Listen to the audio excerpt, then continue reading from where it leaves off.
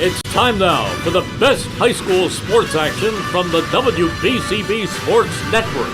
Catch the best games from Bucks and Mercer County at WBCBSports.com and our Facebook page. Your home for high school sports is right here at WBCB 1490. From Jim Wilno Senior Field here on the campus of Nottingham High School, we welcome you to Saturday afternoon football on the WBCB Sports Network. Hello and welcome everybody alongside the Mercer County Hall of Famer Rich Fisher. My name is Jordan Hirsch. Fish, great to be back with you as we've got a game here again between Princeton and Nottingham, two teams that have had up and down seasons, but both of them coming off of some big wins last time out, and they're both going to be looking to build off that momentum here today. Absolutely. I mean, Nottingham finally got its first win last week, and Princeton's won. Princeton's really on a roll. They've won 2 straight, 3 out of the last 4. And ironically, Princeton's only loss during that time was against Hamilton, which is the team that Nottingham beat last week. So who the heck knows? I'll tell you, the Little Tigers have been doing it with defense. They've allowed just 32 points in the past 4 games. And last week they shut out previously unbeaten Holy Cross Prep 3-0. We're going to want to watch linebackers Alicio Moncada and Joe George. Those two combined for 19 tackles last week. And they have a playmaker on defense, Elliot Hines. He's got a nose for the ball in a win over Robbinsville.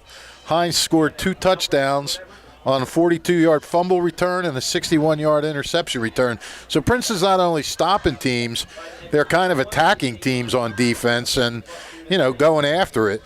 But I'll tell you what, they're going to have a tall task today if Nottingham repeats what it did last week because, as you mentioned off the air, Dante Vasquez had a career day, threw for 223 yards, 2 touchdowns.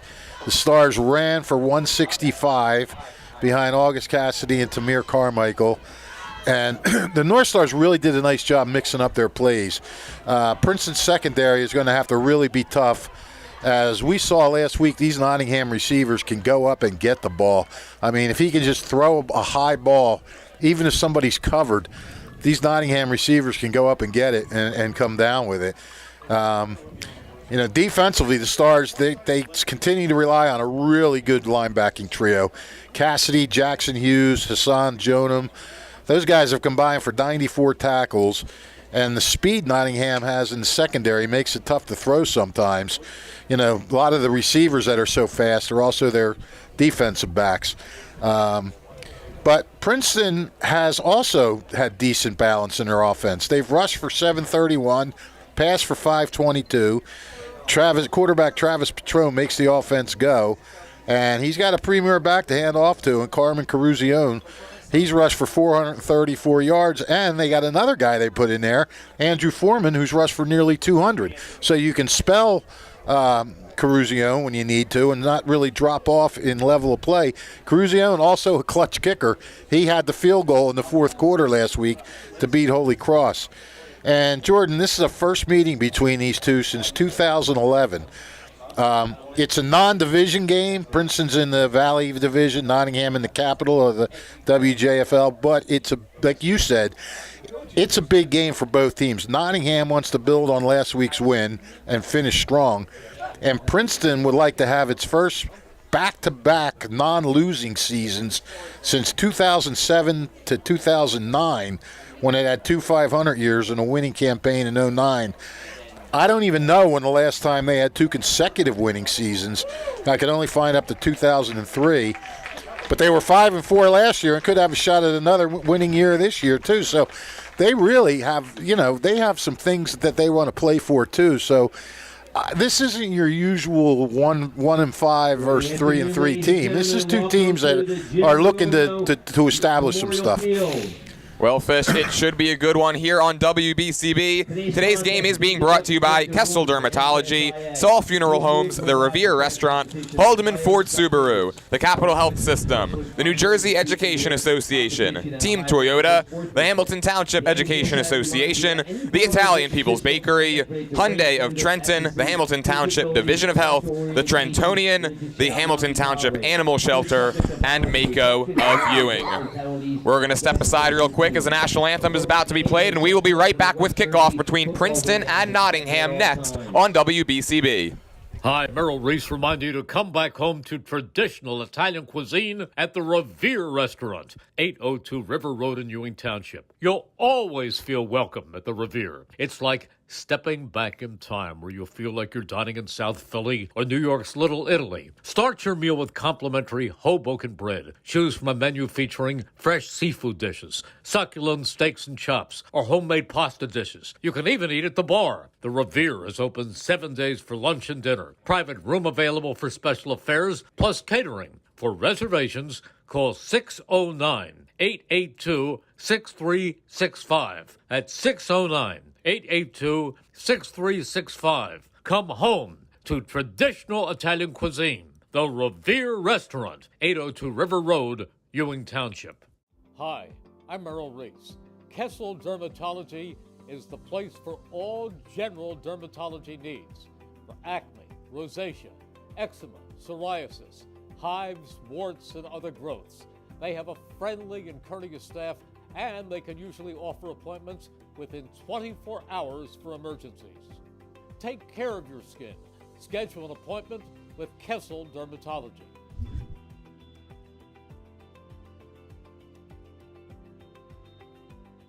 Hi, Merrill Reese for Capital Health, reminding you that the former St. Francis Medical Center is now Capital Health East, and they still offer a 24/7 emergency department as well as outpatient medical clinic services. To enter the emergency department and outpatient clinic, please use the Burt Avenue entrance. Capital Health, proud to be a partner for better health in our state's capital, Trenton, New Jersey. This is Merrill Reese reminding you that Haldeman Ford Subaru on Route 33 in Hamilton Township is more than just a great place to purchase a new Ford Subaru or pre-owned car or truck. Their collision and service centers services all makes and models and specializes in fleet service. Haldeman's Collision Center is renowned for their work. It's a state-of-the-art facility, all insurance accepted, free estimates and loaner cars available, and one of the friendliest staffs around. From small dents to major repairs on any make or model, it's Haldeman Ford Subaru Collision Center, Route 33 in Hamilton Township. They're good! 1490 WBCB, Levittown and Trenton, and video stream live at WBCBsports.com. Your home for the best local sports in Bucks and Mercer counties.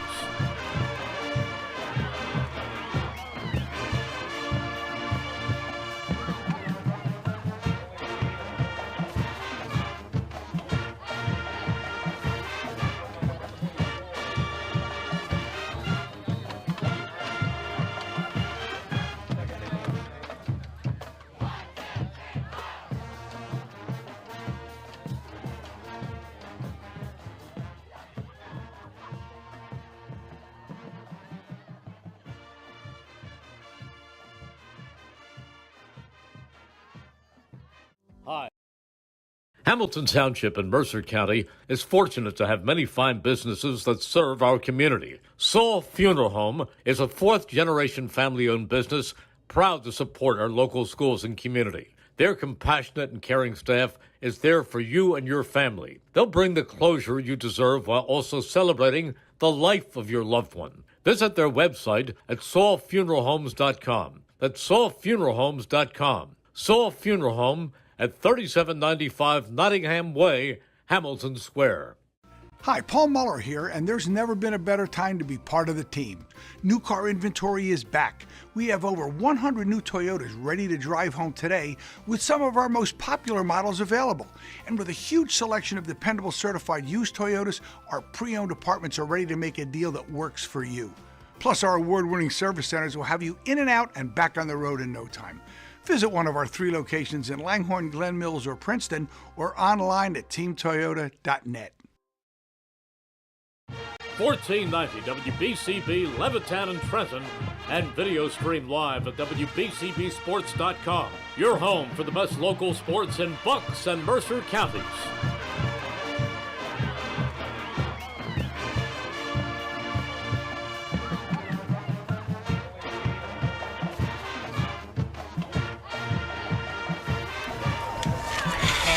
Today's game is brought to you by the Hamilton Township Education Association, who would like to take this opportunity to wish all of our students the best of luck this school term. We are proud to support you. This message brought to you by the Hamilton Township Education Association. And the Italian People's Bakery is proud to support high school sports on the WBCB Sports Network. Visit them at their signature location at 63 Butler Street for the finest rolls, deli meats, and pastries. Drive by to smell that homemade bread made daily, or have them cater your next party or affair. The Italian People's Bakery, located on 63 Butler Street, is the place to go for the best hoagies on Sunday afternoon, as well as the finest dessert trays for your special get-together. Visit them once again at 63 Butler Street in Chambersburg. The Italian People's Bakery since 1936. Welcome back to Nottingham alongside Rich Fisher. I'm Jordan Hirsch. Princeton, they won the toss, and they elected to defer, so it will be Dante Vasquez and the Nottingham offense up first. Vasquez coming off of a career game, like you mentioned, Fish, 10 of 17, 223 yards and a pair of touchdowns. He's got 374 passing yards in the last 2 weeks. That compared to just 251 in the first 4 games for Nottingham this season. Yeah, they really opened it up. And, they established that ground game, too, and you know how that goes. If you can get them to have to respect the run, then you're going to be able to pass a little more, and that's what happened last week. Princeton's been doing it all year, actually, with the decent running and passing. It's a deep kickoff by Carmine Caruson, the hero from last week for Princeton, kicking that fourth quarter game-winning field goal in the 3-0 win against Holy Cross Prep. Princeton, they've really won their last 2 games, 2 completely different styles, 41-6, getting that running clock against Robbinsville, and then taking it down to the wire with no score before Caruson hit that 18-yarder to win last week against Holy Cross Prep. Yep. That's a sign of a decent team, man, when you can win, 2 different styles. And talking with head coach Charles Gallagher before this game, he was talking about, he looked at it a little different way. He was saying how he doesn't feel like his team has put a full effort together so far this season, and that's what Princeton is going to be looking to do here today as they try to get over 500. Really? 42-6 wasn't a complete effort? I guess not. I wonder what went wrong. They start on defense here. Vasquez, hard count gets them to jump. That's offsides. And one, before even the first play from scrimmage, we've got our first penalty. The officials are mic'd up today. And that was going to make it first and 5. That was number 66, who we don't have on the roster. That's one way to avoid being called out. I've got 66 down as Richard Jean-Pierre. Really? I go from 65 to 69. That's weird. They hand it off inside. This one goes to August Cassidy, and he gets pushed back after a short gain out to the 28-yard line, pickup of 3. Northstars. August Cassidy is kind of the thunder in this thunder and lightning run game that Nottingham's got going on. Cassidy, kind of a big bruising back, 80 carries for 283 yards, just 3.5 yards per carry. That compared to Tamir Carmichael, who's more of their big play threat in the backfield. He's got 29 carries for 221 yards. That's up near 8 yards a carry. Cassidy's yards are always hard-earned. He always keeps his legs moving, though. It's tough to bring down. On 2nd and 2, Vasquez looking to throw. Quick out route. That's Quimir McMillan, who breaks a tackle and takes it down the sideline. Spun down at the 44-yard line. Give him 16 yards. Most of that coming after contact. Yep. And Dante Vasquez starts out the day 1 for 1. I love that play for Nottingham because they got some guys, some playmakers who can, if you give them space, they know what to do with it. And just a quick little out pass, and nobody was around. He had the one tackler to shed, so to speak. And, that's a beautiful play right there. 16 yards. And Quimir McMillan, he's been Vasquez's favorite target this season. That's his 12th catch of the year, which leads the team, and it puts him just a yard away from 200 receiving yards for the season. brother Q McMillan. Delighted North Star fans with some big-time plays a few years back.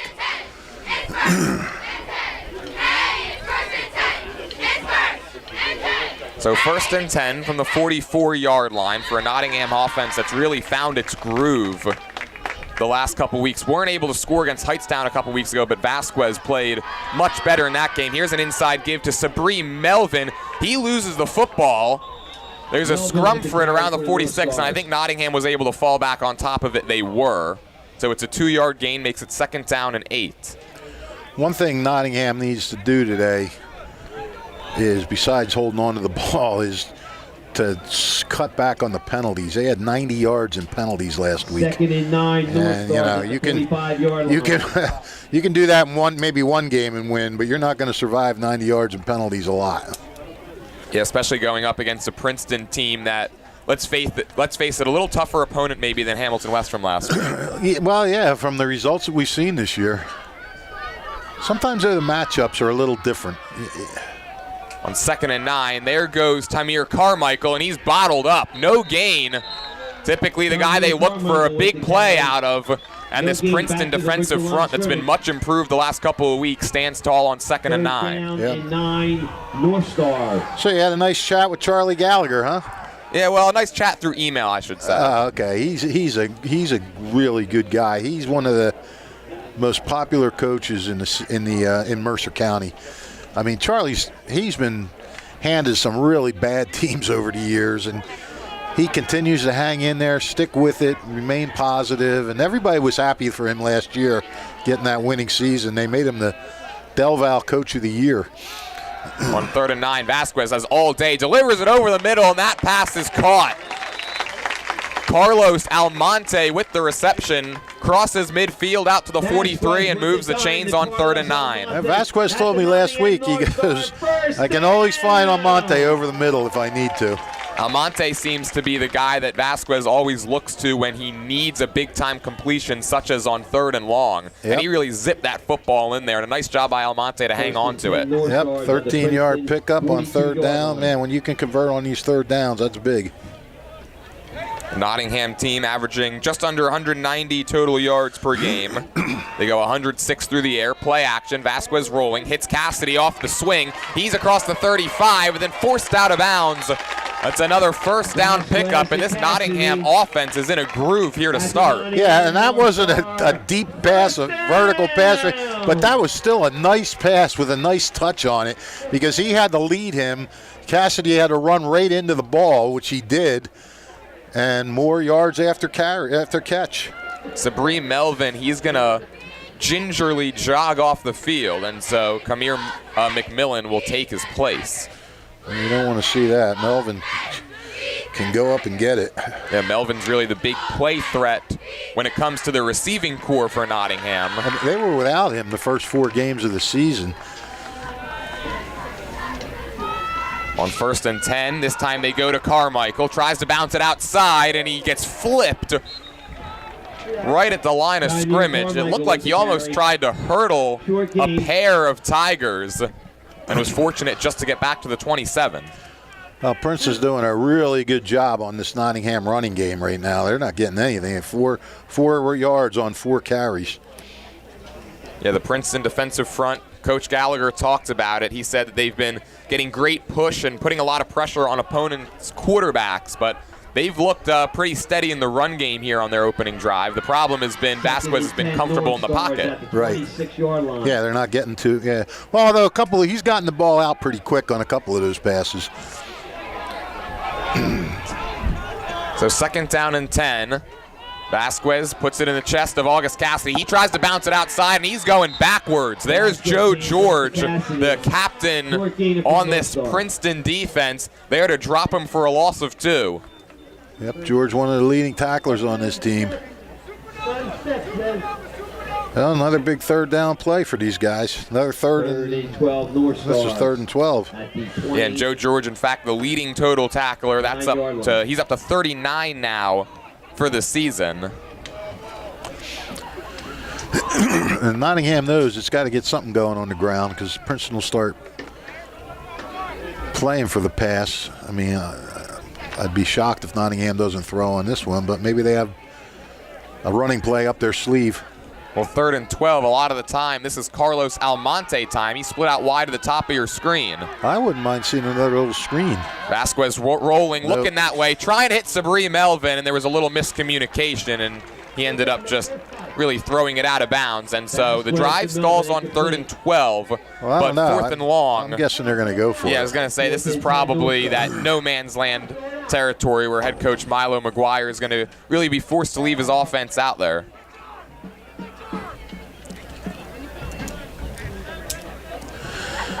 I'll tell you, I wouldn't mind seeing them do another one of those little hitch passes out to the, give those guys the open space. Yeah, and a couple of plays on this drive with McMillan and Cassidy where Vasquez has hit him for short gains, and they've kind of done the rest. Right. On 4th and 12, they need the 17. Vasquez has all day taken a shot for McMillan, and he makes the catch. Oh, wow. Was he in bounds? They say yes. Yeah, I think he had a foot in. He didn't juggle it. What a catch that time by Premier McMillan, down to the 5, pickup of 24 on 4th down. I'm telling you, these receivers are fun to watch, man. It is an aerial circus when they got things going. Usually when we're here at Nottingham, we're used to seeing run. Right. But now these receivers and Vasquez, I mean, the confidence is oozing out of them. They certainly look like they're carrying over that momentum from last week. Yep. 26-yard pickup there. So 1st and goal from the 6 after the 4th and 12 conversion. Carmichael, Cassidy are the running backs. Vasquez wasn't ready for that snap, and now he's just going to have to take off, puts his shoulder down, keeps the pile moving all the way to the 2. Wow. You talk about a play that started like a disaster, and they salvaged it big time. Vasquez he looked like August Cassidy there, just doing some fullback running. And he's going up against a Princeton defensive front that if you're able to continue to keep that pile moving against them, you've got some toughness to you. Yep, set it up for a 2nd goal at the 2 now. On really a busted play, it didn't look like anybody on the offense was ready for that snap. No, nobody looked like they knew what was going on.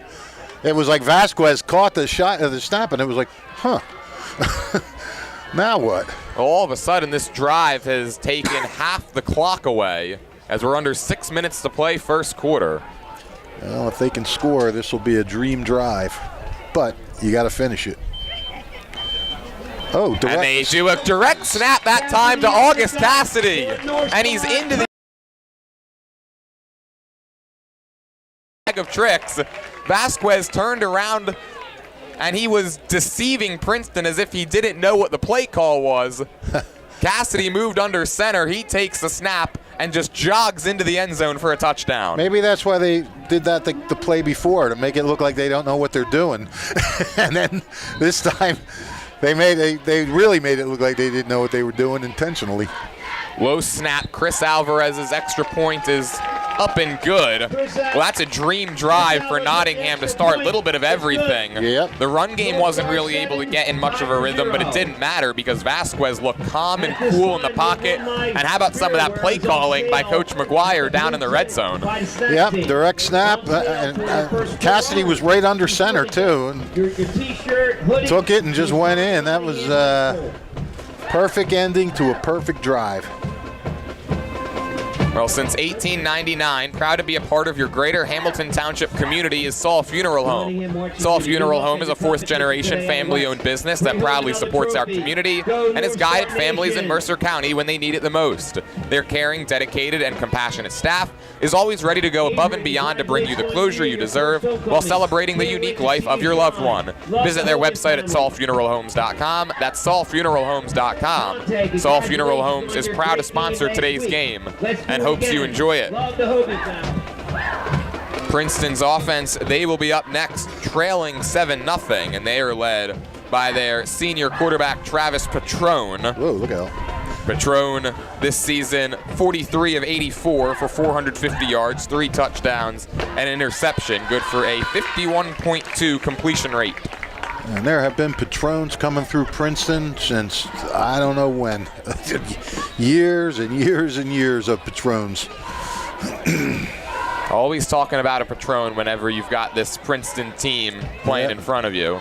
Football, baseball. Tigers with the kickoff. Ty Sheen Jeans and Caruso. Well, Princeton's got to answer. Nottingham came out and made a pretty good statement offensively there. Kicking off for the Northstars, Ricard Cherry. We'll see what the Tigers have in response. The kickoff comes from Riccardi Cherry. It's a good one. End over end, and taking it up across the 25-yard line that time goes number 14, who I don't have on the roster. I don't either. Tackled by Daniel Laurent for the He North takes Stars. it out to the 30-yard line. Daniel Laurent there for the tackle. And so here comes the aforementioned Travis Patron, and this is an offense that really runs their system through three different guys, that being Patron, Carmine Caruso, and Ellington Hines. Expect to see a heavy dose of those three players whenever we talk about this Princeton offense. Caruso plays all sides of the ball. He's the kicker, plays a little on defense as well, also the feature back for the Tigers. Carmine Caruso, 75 carries, 434 yards, 4 touchdowns on the ground. He's lined up next to Patron for first down and 10 from the 30 in a 7-0 ball game. Caruso gets it, has a hole, and it quickly closes up.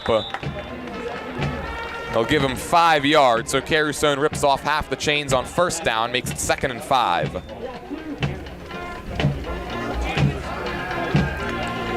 Those guys told me they had a name for number 14, but I didn't quite understand it, so we'll have to wait till a break, and I'll see what we can do on this. 2nd and 5 Tigers. Our investigative reporter, Rich Fisher. Yes. A man of many hats. Going after the big story. Who was number 14? 2nd and 5, Caruso motions out, and the lefty Patron hits him in stride. He tries to make a cut move and then gets bottled up by basically the entire Nottingham defense. Forward progress out to the 38-yard line, 3rd down and 2. Tackled by Daniel Laurent for the Northstars. Oh, I'm getting the feeling Caruso is one of those guys that sleeps good on a Saturday night with the workload he gets during the game. Yeah, Caruso easily the team leader in rushing. That was his 13th catch of the year. Came into this game with 147 receiving yards. It's a Princeton offense that typically has a pretty nice mix of rushing and passing.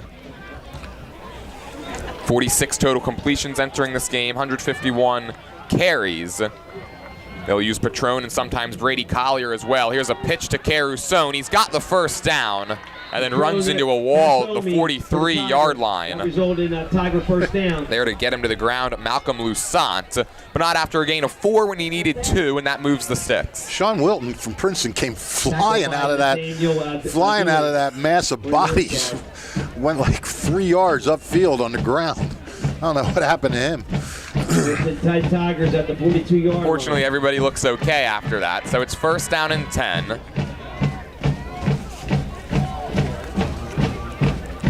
Nottingham shows some pressure. Here they come. Quick pass to the left. That is caught by Zachary Nelson. And then he gets forced backwards from the 47, maybe the 48-yard line. The down marker on the far side of the field sits at the 47, so they'll give him, nope, they're going to move him to the 48. So 2nd and 5 again. All right. 2nd and 5 Tigers at the 48-yard line. This Princeton offense averaging 208.9 total yards per game. And again, they do it both ways, but just under 122 on the ground per contest here in 2024. Well, they're looking pretty methodical so far on this drive. Oh, there's Here's a reverse. Ellington Hines breaks a tackle, and now he's got a lot of space. 1st down and more for Hines. Dragged down at the 35-yard line, and a potential touchdown-saving tackle from James Rumpf. Very nice play by Princeton. Yeah, Nottingham, they looked like they had Hines dead to rights in the backfield. He was able to shed the tackle. Oh, what did you just lose there? One of my papers goes flying. I think that was the Princeton stats, so that might make this a little tougher. But it's 1st down and 10. We know that from the 33. We have Let's see, are we fans that are going to help Jordan. Thank you. Look at that. Very, very courteous here at Nottingham.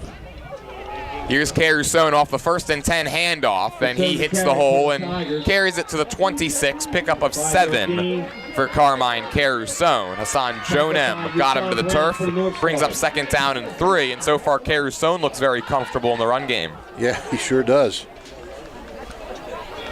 That was a 19-yard pickup on that reverse play. 2nd and 3 Tigers at the 25-yard line of the Northstars. 2nd down and 3 for Princeton. So far, both offenses have kind of been able to do whatever they want. You're right, Fish. Just both of them methodically getting the ball down the field.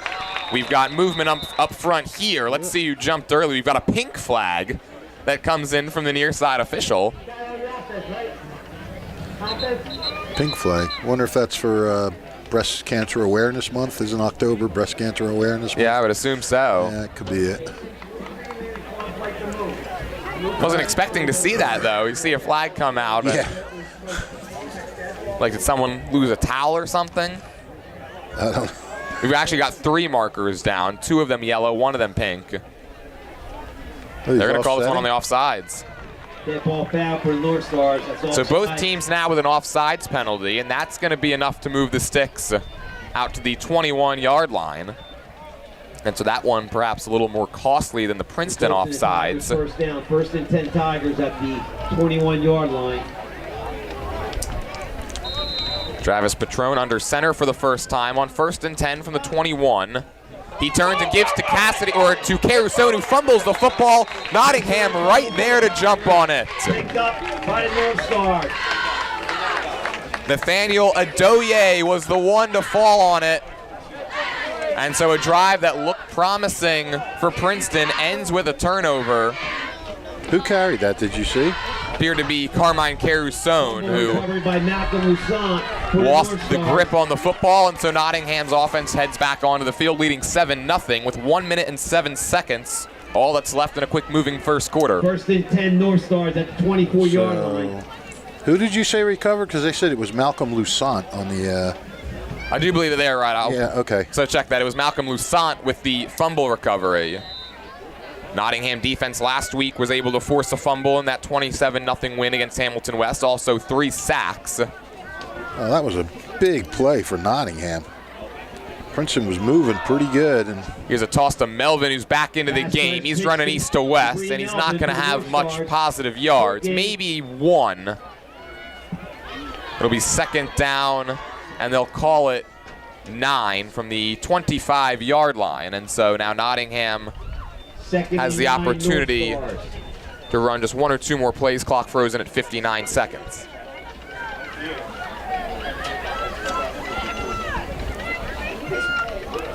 It's Nottingham team that played just a whale of a schedule the first 4 weeks. They have a minus 97 point differential entering this game, which is worse than the division, but you take a look at some of the opponents they had to go up against the first 4 weeks of the season.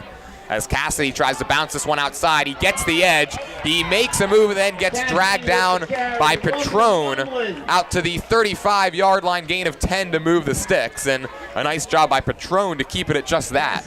Not used to seeing Cassidy go to the outside. He's usually one of those grinders that takes it up the middle. He sure looked good doing that. Moves it out to the 35-yard line, and now if Nottingham so chooses, this could be the final play of the opening quarter. But yeah, Nottingham started the season with 5 straight losses, 4 of them against Paul VI, Burlington Township, who just suffered their first loss earlier in the week, and then Allentown and Hopewell Valley, who's still undefeated.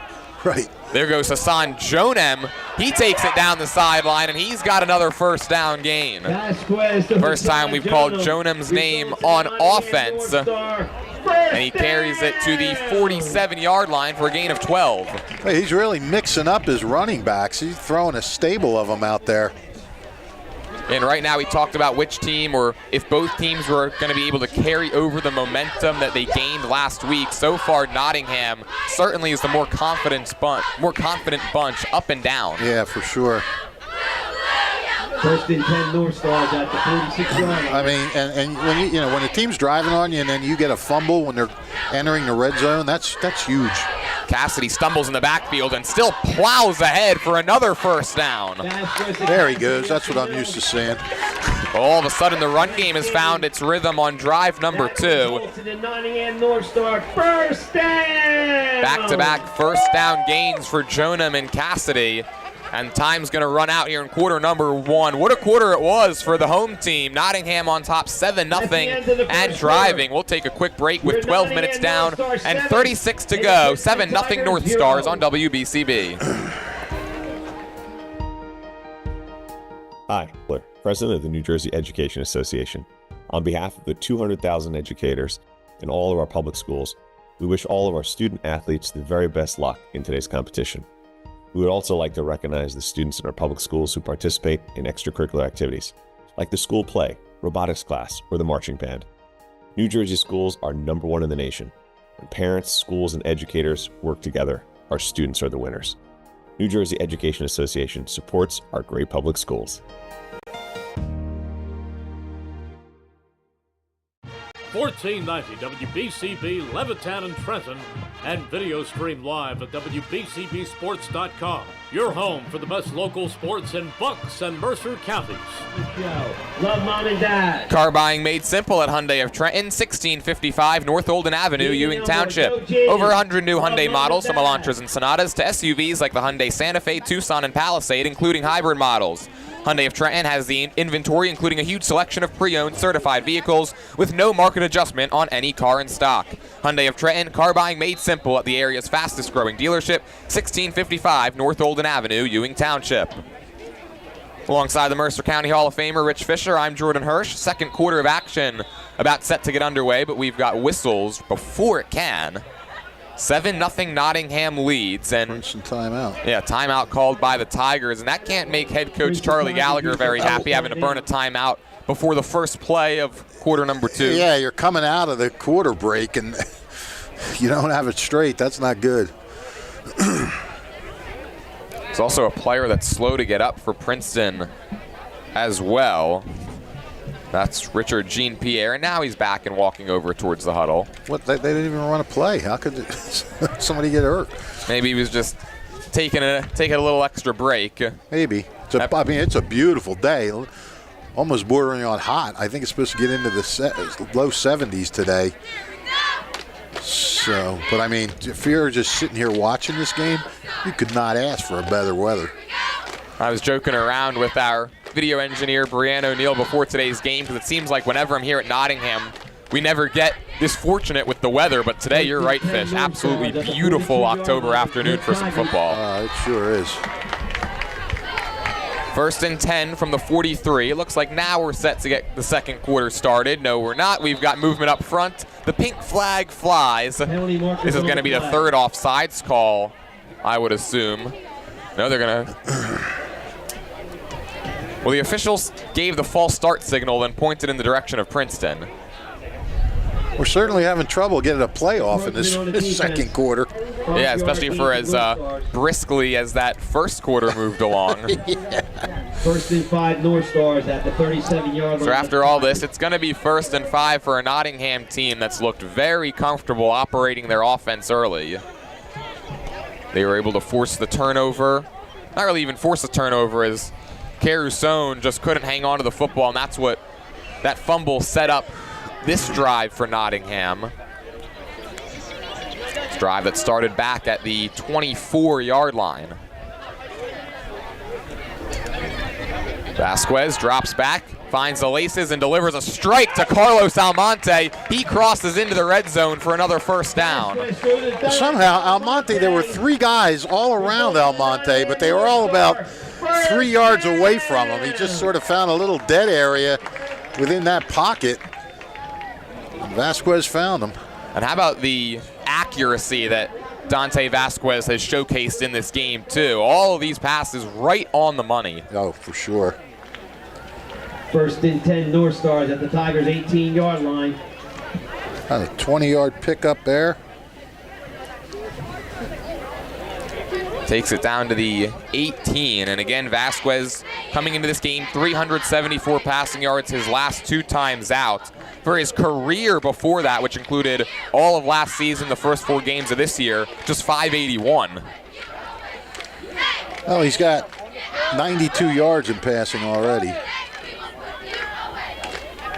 Melvin goes in motion on 1st and 10. Vasquez hits him out of the backfield, makes a cut move, and he's going to take it down the sideline, makes another move, first down and more, and he's into the end zone. Oh, wow. Highlight reel play, Sabree Melvin, back-to-back drives with touchdowns for Nottingham. It's 13-zip. Absolutely, what a play. He took it wide to the outside, started going along the sideline. A Princeton defender came in, and it looked like for a second Melvin might just go out of bounds. He did a little juke move, got the guy going the wrong way, and then pretty easily just trotted the last 5 yards into the end zone. What a spectacular run. Sabree Melvin, like we mentioned, he's typically the big play threat for this Nottingham wide receiver core. And a lot of times we see him stretch the field, down the field. That time he does it all by himself, taking it out of the backfield and into the end zone. Alvarez's extra point up and good.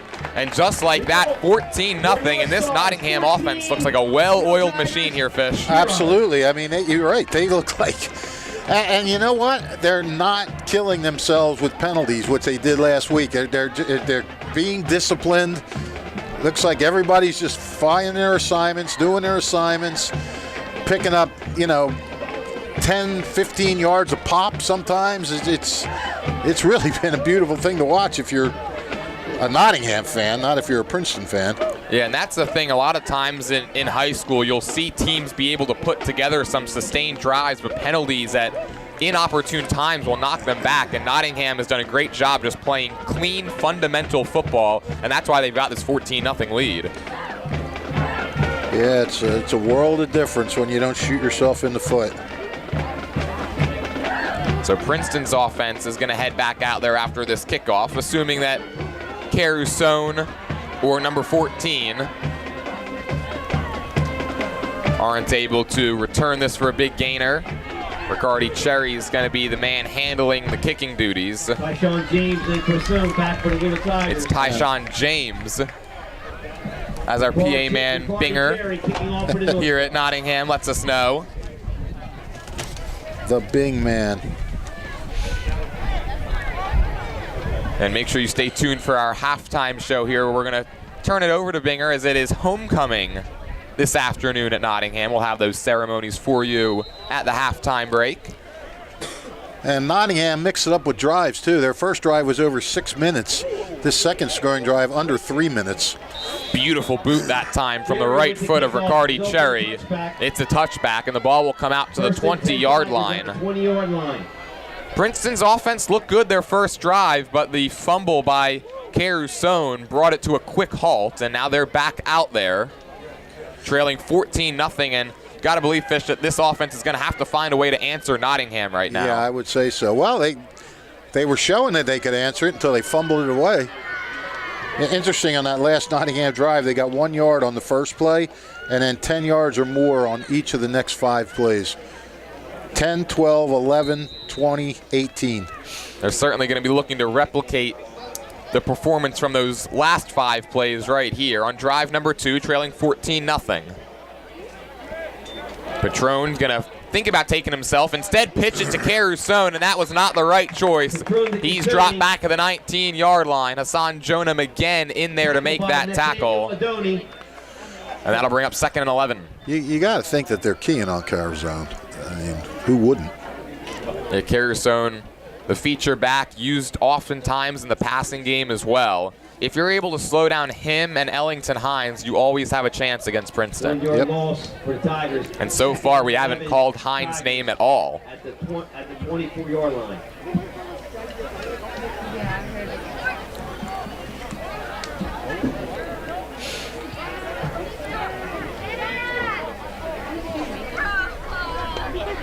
Patron puts a man in motion. That's Julian Frevere. He's going to roll that way on 2nd and 11. Gets a man in the air. Now just going to heave it to the sideline out of bounds. And I do believe that did make it back to the line of scrimmage, so no intentional grounding. Right. I got to tell you something. that Nottingham secondary, every guy was glued to their receiver. There wasn't a guy close to breaking open. And how about Daniel Laurent? He got up there and he thought that Patron was going to let it fly a little bit earlier, but you're right, Fish. A great job by the Nottingham secondary to give Patron no options down the field. No, because he had some decent time. Northstar Nation! So now 3rd down and 11. Nottingham's defense looking to force a 3-and-out and get that football right back into the hands of Dante Vasquez, who's been excellent so far today. On 3rd and 11, Patron pump fakes and goes down. The Nottingham defense stands tall again.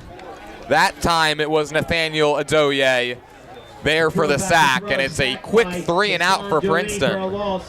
Results in Tigers 4th down. Who was it, Bing? Hassan Jonane. Oh, okay. They said Hassan Jonane. Did you see it for sure? It appeared from our vantage point that it was Adoye, number 48, but either way, Joname, he's been all over the place as well for Nottingham. As he's been all year. 2 deep men back for the North Stars on this punt. Caruson from the front of his own end zone. It's a line drive kick that rolls, and it's going to be taken by Sabri Melvin. He looks to start up. Melvin coming off the touchdown on the last drive, takes it down the sideline here, tiptoes his way in bounds out to the 30-yard line, and now this Nottingham offense is going to have a short field. Nice return by Melvin. I mean, everybody's just doing their job. Yeah, this is a Nottingham team that, I mean, they're 1-5, and they have not had some pretty losses on the schedule. They look like they're playing, it looks like a completely different team from the first half of the season. They'll give him an extra yard out to the 29. Any bit of help that I guess this Nottingham offense can get, they will use, but they haven't really needed it so far. On 1st and 10, it's another give to Cassidy, and he again gets stacked up right at the line of scrimmage. Well, this series starting just like the last one. Actually worse, because the last one he got 1 yard. This one he didn't get anything. That was Richard Jean-Pierre into the tackle. He jogs off for 2nd down and 10.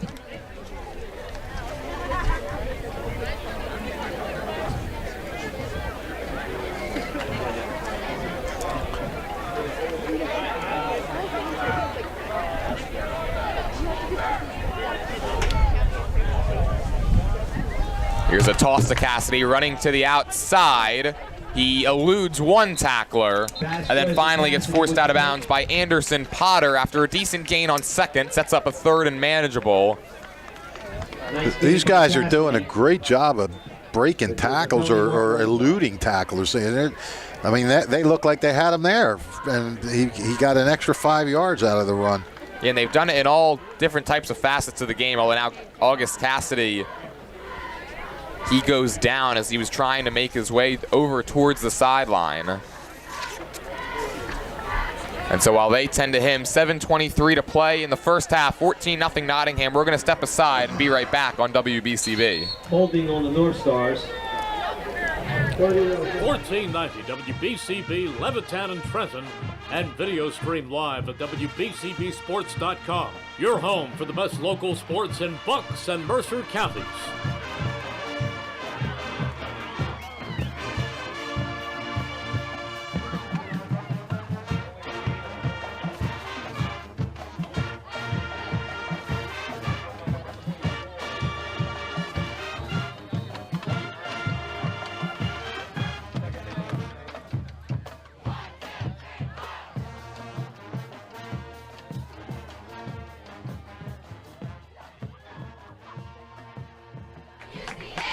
Don't forget, if you miss any of today's action, you can read all about it in tomorrow's edition of the Trentonian. For your complete local and national news 7 days a week, it's the Trentonian or online at Trentonian.com. The only newspaper serving Bucks, Burlington, and Mercer County 7 days a week. It's the Trentonian. Good to see August Cassidy get up and jog off the field under his own power right there. He's over on the sideline, and while we were away, the officials threw a late flag and called holding against Nottingham so you could wipe that Cassidy run off the board. It's now 2nd down and 17. Yep. Well, you can give Cassidy 3 yards on that. It was a spot call, and he had 3 yards before they pushed him back. 2nd and 17. So now back behind the sticks at the 36-yard line. Nottingham has shown no fear even when they've gotten behind the chains. Vasquez sets up the screen. There goes Almonte, and just a nice job to hang on to that football. A great tackle by Sean Wilton. Yeah, he nearly stripped him there. Yeah, he got that right arm right into where Almonte had the football, and he was lucky to just go down and that be it. It's a gain of 5, brings up 3rd down and 12. Man, everybody runs the ball for this team. 3rd and 12 Northstars. And also in the passing game, I think that head coach Milo McGuire, he's done a great job just giving Vasquez easy throws to make, and the receivers have been open all day long. And again, just right there on the screen, just continue to feed into the confidence level of Dante Vasquez at this point. Yep, and remember, you don't have to get it all on this. You're in 4th down territory. Just get it, if you have to, get enough just to make it 4th and manageable. 3rd and 12, Vasquez rolling right, throwing across his body. There's Melvin, what a catch.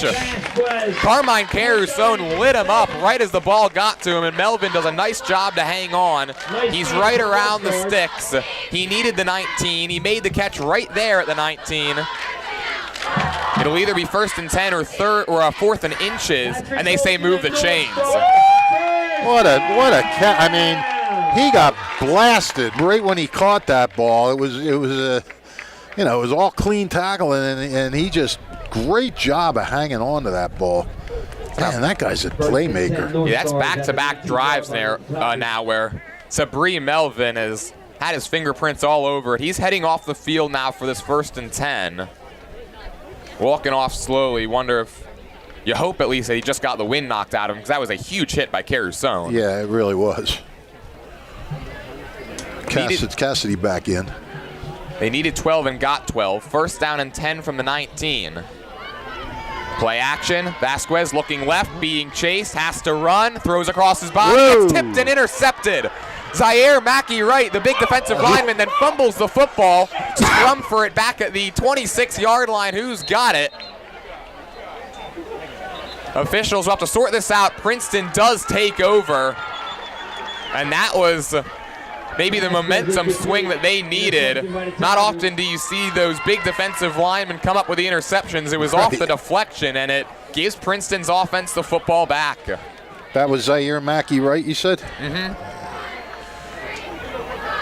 Wow, that's a big-time play for Princeton, because you're right. Nottingham looked like they were heading in again. You get behind 21-0, and that's trouble. And so now both teams with turnovers deep in opponents' territory. 1st down and 10 for Princeton now from the 26. Trailing at 14-0, but looking to swing the momentum in their favor. Caruson off the handoff. Breaks through the first wave and then gets pushed back right at the 31-yard line. Gets half of what he needed. 2nd down and 5. There's another injured player down for Nottingham. Jeez. Athletic trainer will jog out. We're going to step aside again. 14-0 Northstars, 5:28 to play here in quarter number 2. Hi, I'm Sean Spiller, president of the New Jersey Education Association. On behalf of the 200,000 educators in all of our public schools, we wish all of our student athletes the very best luck in today's competition. We would also like to recognize the students in our public schools who participate in extracurricular activities, like the school play, robotics class, or the marching band. New Jersey schools are #1 in the nation. When parents, schools, and educators work together, our students are the winners. New Jersey Education Association supports our great public schools. Hi, I'm 1490 WBCB Levittown and Trenton, and video stream live at WBCBsports.com. Your home for the best local sports in Bucks and Mercer counties. Alongside Rich Fisher, my name is Jordan Hirsch. Welcome back to Nottingham here, just past the midway point of the 2nd quarter. The player that was down for the North Stars was Nathaniel Adoye, and again, he gets up and walks off under his own power. It'll be 2nd down and 5 for Princeton from their own 31-yard line off the interception by the big defensive tackle Zaire Mackey-Wright. And Sabri Melvin back out there, good to see. Petrone, play action. The lefty going to swing it to the right side of the field. That pass is caught by Zachary Nelson. His 2nd catch of the game moves the sticks out to the 44 to gain of 13. Well, like nobody paid attention to Nelson at all. He was wide open standing there down past the first down marker. It's like the entire defensive unit for Nottingham shifted to their right, as that was the way that Petrone looked like he wanted to roll. And then Nelson just came wide open on the other side of the field.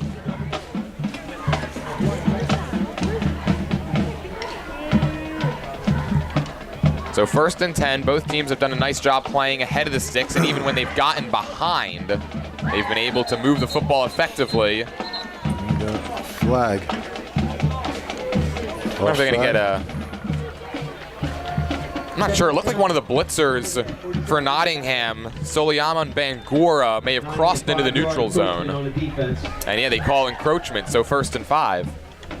I thought we were supposed to have a mic'd up ref. I haven't heard anything yet. It's been in and out. What? There have been a couple of the penalties where the officials came over the loudspeaker. Not right there. Yeah.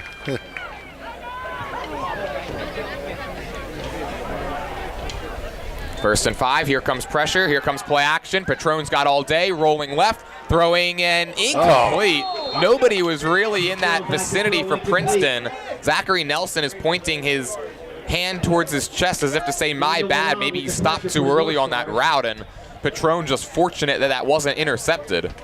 Yeah, that is the epitome of a ill-advised throw. Kendi Guillame, Sabri Melvin, and Riccardi Cherry were all in the area, and the football kind of just split them down the middle. Yeah.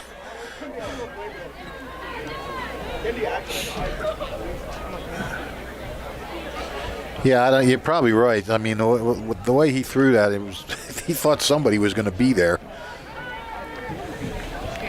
Can't make mistakes. Mental mistakes, just as bad as physical mistakes.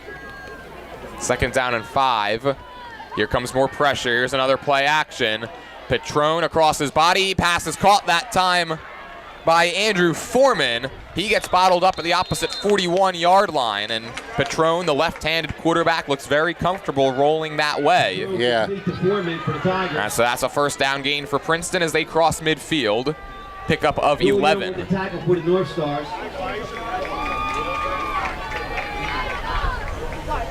Still haven't called Ellington Hines' name. He hasn't been out there as much as we're used to seeing. He was at the bottom of your screen for that last play. He's in here for 1st down and 10. And again, he's going to split out wide to the left. Riccardi Cherry is the cornerback that's on him. Goes in motion. Petrone tosses it. Caruso trying to bounce it outside, and not a whole lot there as he gets driven backwards at the 38-yard line. Not a lot, but he made a little out of nothing. Yeah, Caruso did a good job just picking up some type of positive yards there. It's a gain of 3 to the 38. Well, and like why 3 yards doesn't seem like a lot, sometimes on plays like that look like they're going nowhere, you get positive yardage out of it. That's still a plus for you. You have to give credit, I think, to Nottingham's defense as well. Carmine Caruso hasn't been a huge factor so far. Hines has been completely shut down. Those are the guys that Princeton wants to get the football to. Zachary Nelson right now, he's the leading receiver. The sophomore tight end. 2nd down and 7. Hines is one-on-one with Cherry at the bottom of your screen. Man goes in motion. Petrone wants to pitch it. He eventually will. There's Caruso. He's got the edge, and he's pushed out of bounds by Sabri Melvin at the 32. Give him 6 yards, and it'll set up 3rd and 1. Yeah, Nottingham had a lot of guys coming, so when he pitched it, he had a little bit of room to get around the corner. That time Patron really took it all the way down to his last breath before he was able to get that football out. Ended up being the right decision as he was able to bait those Nottingham linebackers just enough to give Caruso that running room. Yeah, you got to admire that bravery.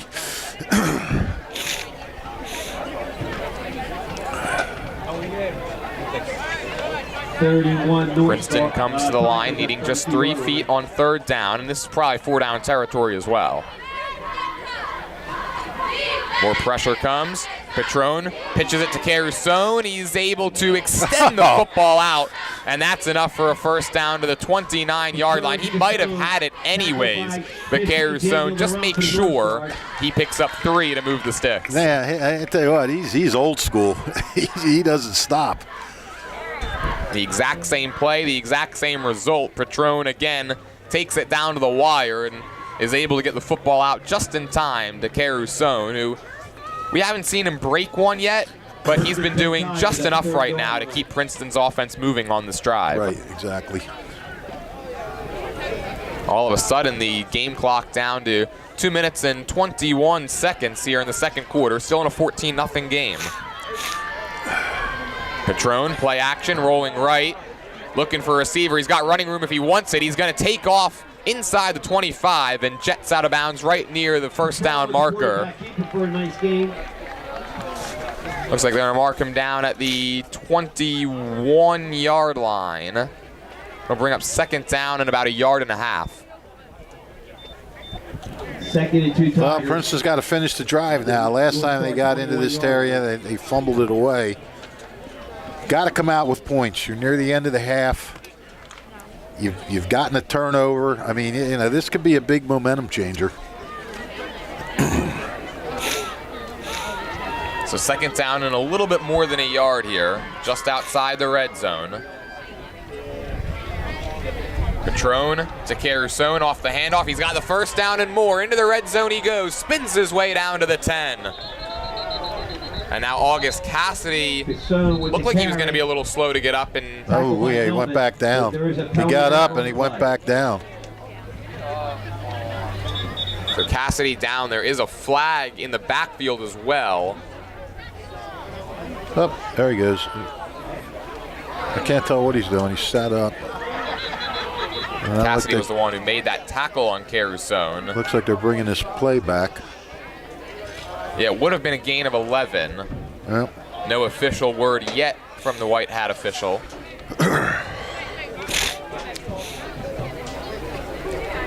As they sort this out, I'll let you know that the Hamilton Township Division of Health offers a variety of free services to keep you and your community healthy.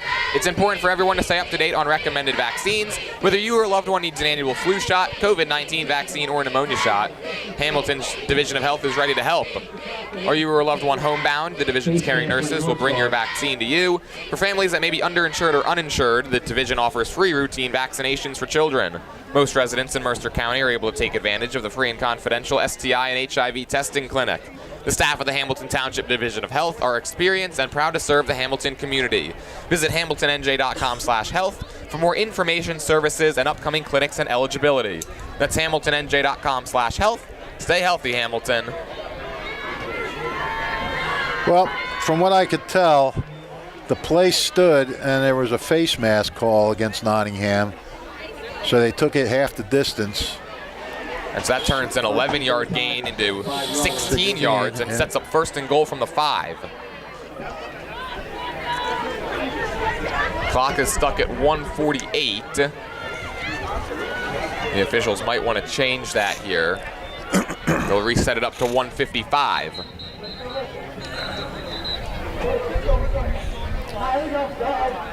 Now, if you're Princeton, you want to score, but you kind of like to score with a little less time off the clock. 1st and goal. Patron hands it off. Caruso trying to force his way towards the goal line, and he's right down at the 1-yard line. Caruso with the carry. Caruso with a couple of yards after contact there. 2nd down and goal from the 1. Princeton's offense desperately needs a score, and if they are able to punch it in right here, Fish actually mark him inside the 1. Yep. They would have a chance to double it up as they're going to get the ball to start the 3rd quarter. They won the opening coin toss and deferred. Right. Let's see what the play call is here on second down and about a foot.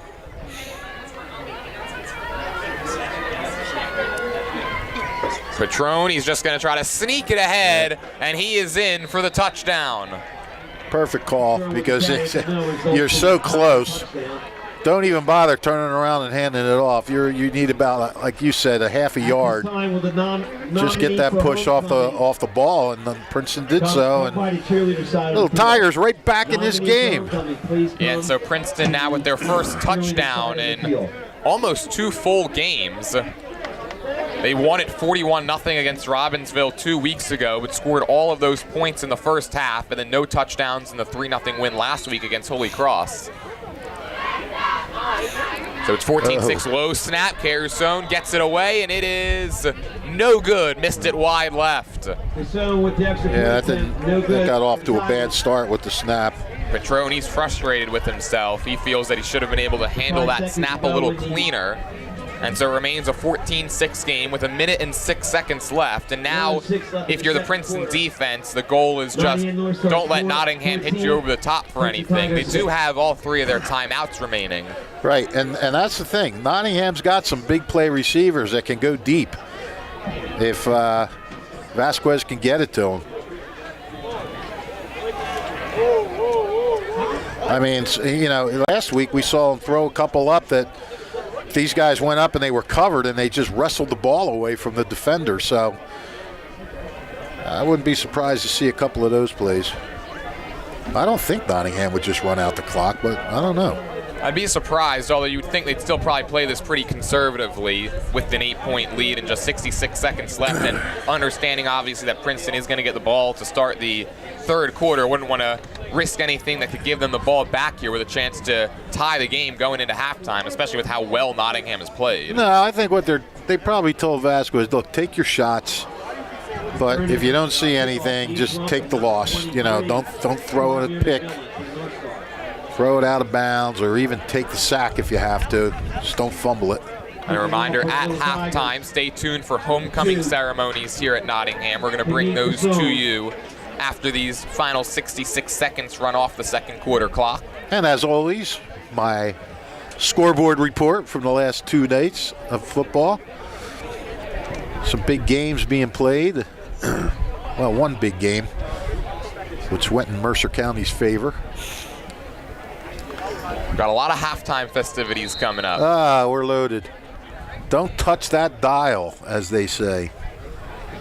Carusone, this time it's just a rolling kick. That might have been juggled by Carmichael. Instead, it's picked up by James Rumpf, and he starts up, and he just stumbles forward across the 30-yard line. Looks like the turf monster might have got to him there. And so 58 seconds now for Dante Vasquez and this Nottingham offense if they do decide to play it aggressively. If he could have handled that ball on the ground, he might have had a shot at getting somewhere with it. That was a Carmichael that it skipped by? Yeah, and I'm not sure if he made contact with it or not. The way he reacted, he may have thought that he did get a fingertip on that football, and so fortunately for him, no Princeton Tiger was in the area. Another thing, if Nottingham could just get it in the field goal, Vasquez looks like he's got a pretty good foot, at least on these extra points. Gonna look to throw first down. Quick out route. Nice catch by Almonte.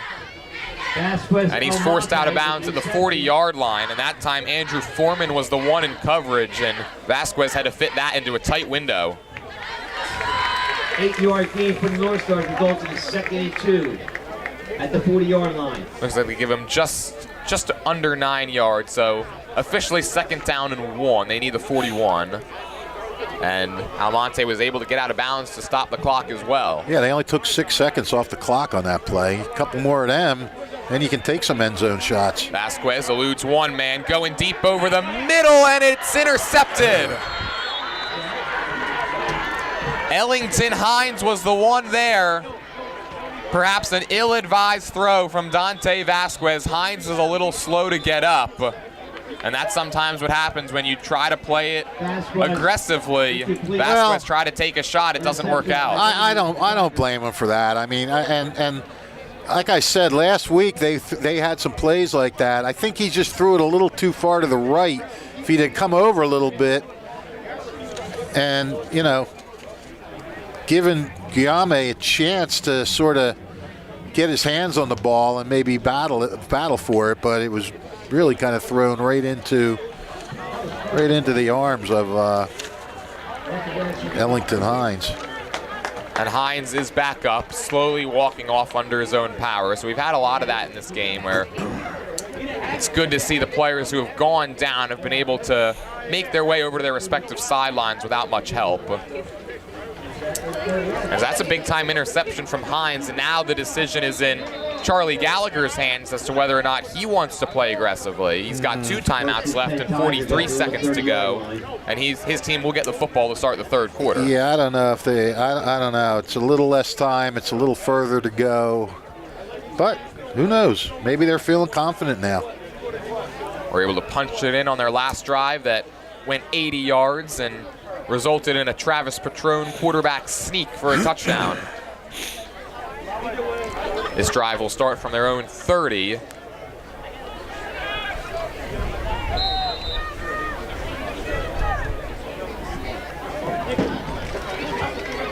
Man goes in motion, that's Frevere.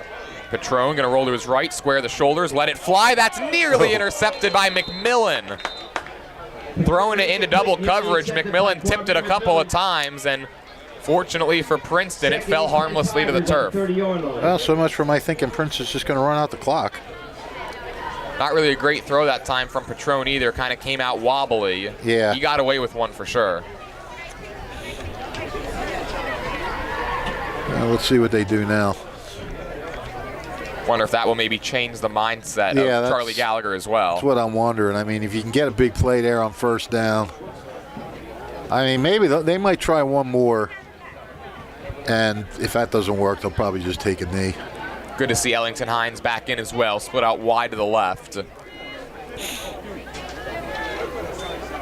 Patrone, here comes the pressure. They set up the screen. There's Hines, his first catch, and he's got space across the middle of the field. First down, trying to rip him to the ground is Cassidy, and he finally gets him to the turf right around midfield. Well, that's an easy blitz beater, that quick wide receiver screen. Oh, yeah. It's a gain of 21 yards, and head coach Charlie Gallagher will burn his second timeout. That allows me to let you know that if you're looking for a loving pet to add to your family, consider visiting the Hamilton Township Animal Shelter at 2100 Sylvan Avenue. The experienced shelter staff will do their best to match you with a companion that's a good fit for you and your family and lifestyle. The shelter has cats and dogs available, and sometimes smaller pets like rabbits, birds, and reptiles. Not ready to adopt but want to help the animals? There are volunteer and fostering opportunities available. The Hamilton Animal Shelter is open Monday through Saturday, 10:30 a.m. to 3:30 p.m., Thursdays till 7 p.m., and closed on Sundays. View their adoptable pets at hamiltonnj.com/animal shelter, and also learn about volunteer and foster programs. That's hamiltonnj.com/animal shelter. The shelter is at 2100 Sylvan Avenue, off South Olden Avenue. And the District Community Relations Committee is meeting from 5 to 6 p.m. on October 15th. This community-driven committee meets monthly, and all HTSD parents, students, educators, and community members are invited to attend. The link to register and more information can be found at htsdnj.org in the community section. Questions can be sent to dcr@htsdnj.org. Patrone, back to pass all day, throws pass caught. That's Ellington Hines, far side of the field. Dragged out of bounds by McMillan after a 9-yard gain, maybe 8. It's second down and short. Clock stops at 16 seconds. It's a nice little safety valve to have in Elliott Hines. All of a sudden, that Patrone to Hines connection has happened now the last 2 plays after Hines wasn't involved at all up until this point. Carried it to the 40-yard line, so second down and 1. Clock stops, just 1 timeout left for Charlie Gallagher.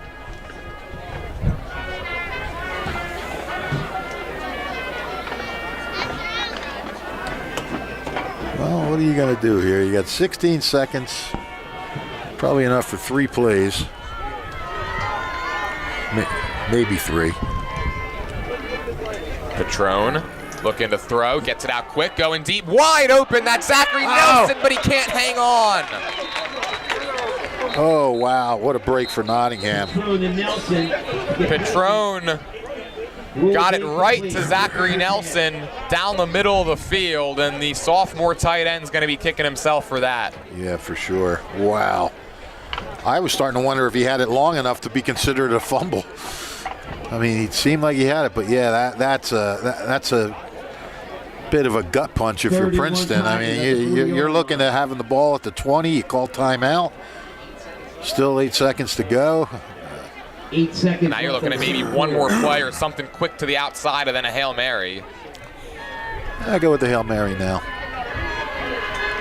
Petrone rolling left. Has time, throws across his body, incomplete, out of bounds with 2 seconds on the clock, and so Princeton will have one more shot. Ellington Hines really no chance to make that play, as one of the coaches for Nottingham actually had it go off his foot. Well, that was another wobbler by Petrone. And now the question is, does Petrone have enough of an arm to get it 40 yards down the field into the end zone?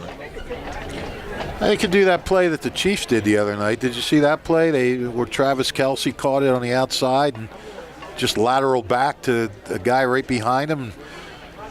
Did you see that play? I didn't, but that sounds very Andy Reid-ish. Yeah, we couldn't. The announcers couldn't tell. Troy Aikman couldn't tell if it was like a called play or Kelce was just freelancing there.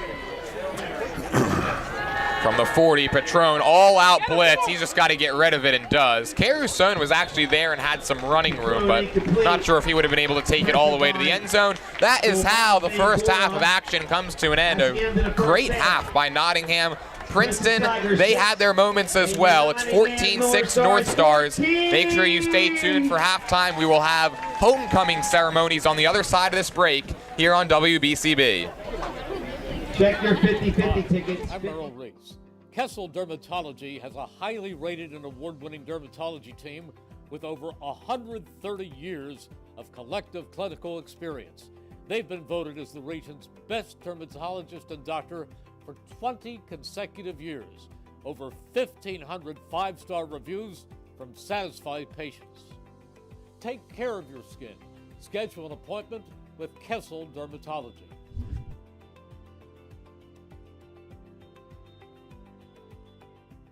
Hamilton Township in Mercer County is fortunate to have many fine businesses that serve our community. Saul Funeral Home is a fourth-generation family-owned business proud to support our local schools and community. Their compassionate and caring staff is there for you and your family. They'll bring the closure you deserve while also celebrating the life of your loved one. Visit their website at saulfuneralhomes.com. That's saulfuneralhomes.com. Saul Funeral Home at 3795 Nottingham Way, Hamilton Square.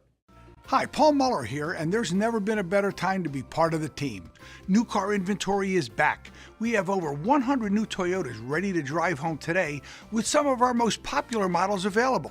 And with a huge selection of dependable certified used Toyotas, our pre-owned departments are ready to make a deal that works for you.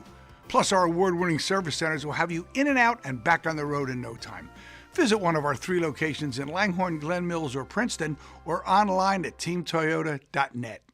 Hi, Merrill Reese reminding you to come back home to traditional Italian cuisine at the Revere Restaurant, 802 River Road in Ewing Township. You'll always feel welcome at the Revere. It's like stepping back in time where you'll feel like you're dining in South Philly or New York's Little Italy. Start your meal with complimentary Hoboken bread. Choose from a menu featuring fresh seafood dishes, succulent steaks and chops. We have Raul Alvarez, James Avila, Jaden Farrier, Dylan Garnica, Dylan Rodas Estrada, and Jaden Williams. And the nominees for Homecoming Queen are Shania Bernard, Mia Caceres Villatoro, Chantel Checo Matos, Sharixa De Leon Rodriguez, Janetta Jola, and Kaylee Portillo. For this year, the 2023 Homecoming Queen, Maddie Hogan, is going to crown this year's Homecoming winners. And without further ado, your 2024 Homecoming King is James Avila.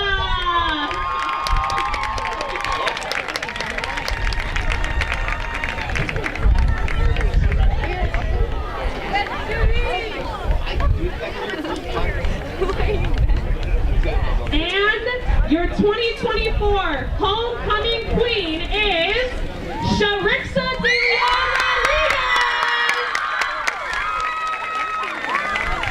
Thank you so much to the Nottingham family for voting, and enjoy halftime.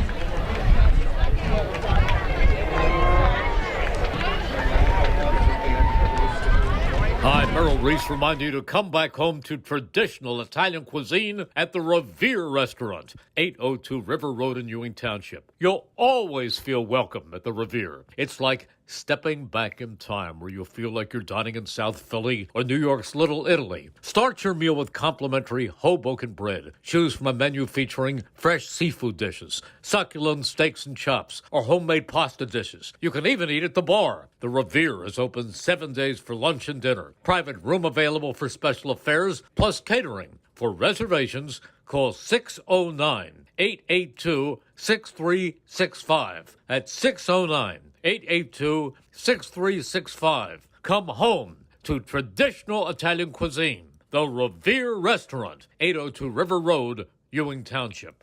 Hi, I'm Merrill Reese. Kessel Dermatology is the place for all general dermatology needs. For acne, rosacea, eczema, psoriasis, hives, warts, and other growths. They have a friendly and courteous staff, and they can usually offer appointments within 24 hours for emergencies. Take care of your skin. Schedule an appointment with Kessel Dermatology.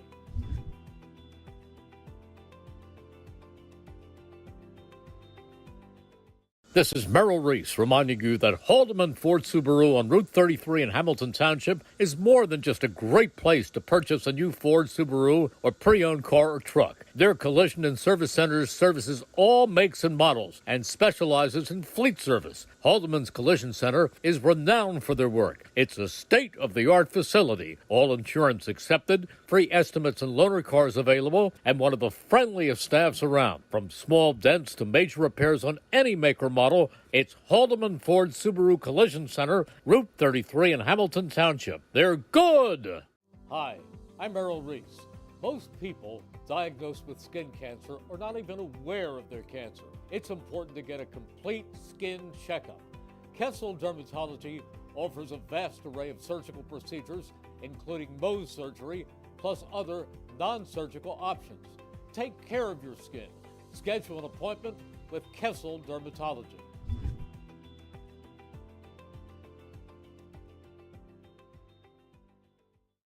$14.90 WBCB Levittown and Trenton, and video stream live at WBCBsports.com. Your home for the best local sports in Bucks and Mercer counties.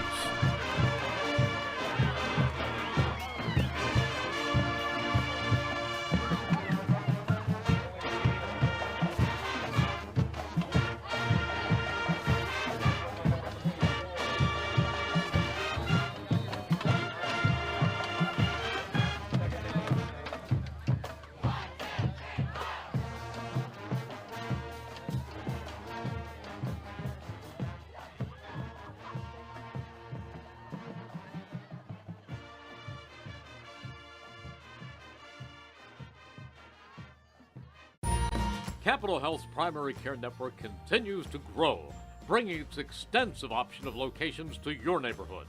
Whether you're scheduling a wellness checkup or not feeling well, advanced medicine starts with a Capital Health primary care doctor at locations near you in Mercer, Bucks, and Burlington counties.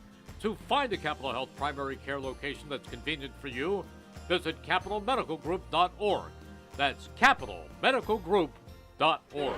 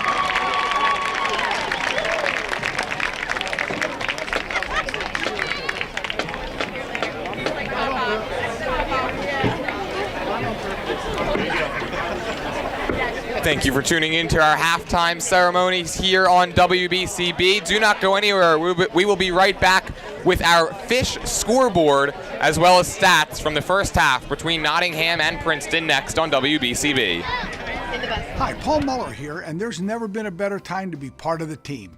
New car inventory is back. We have over 100 new Toyotas ready to drive home today with some of our most popular models available.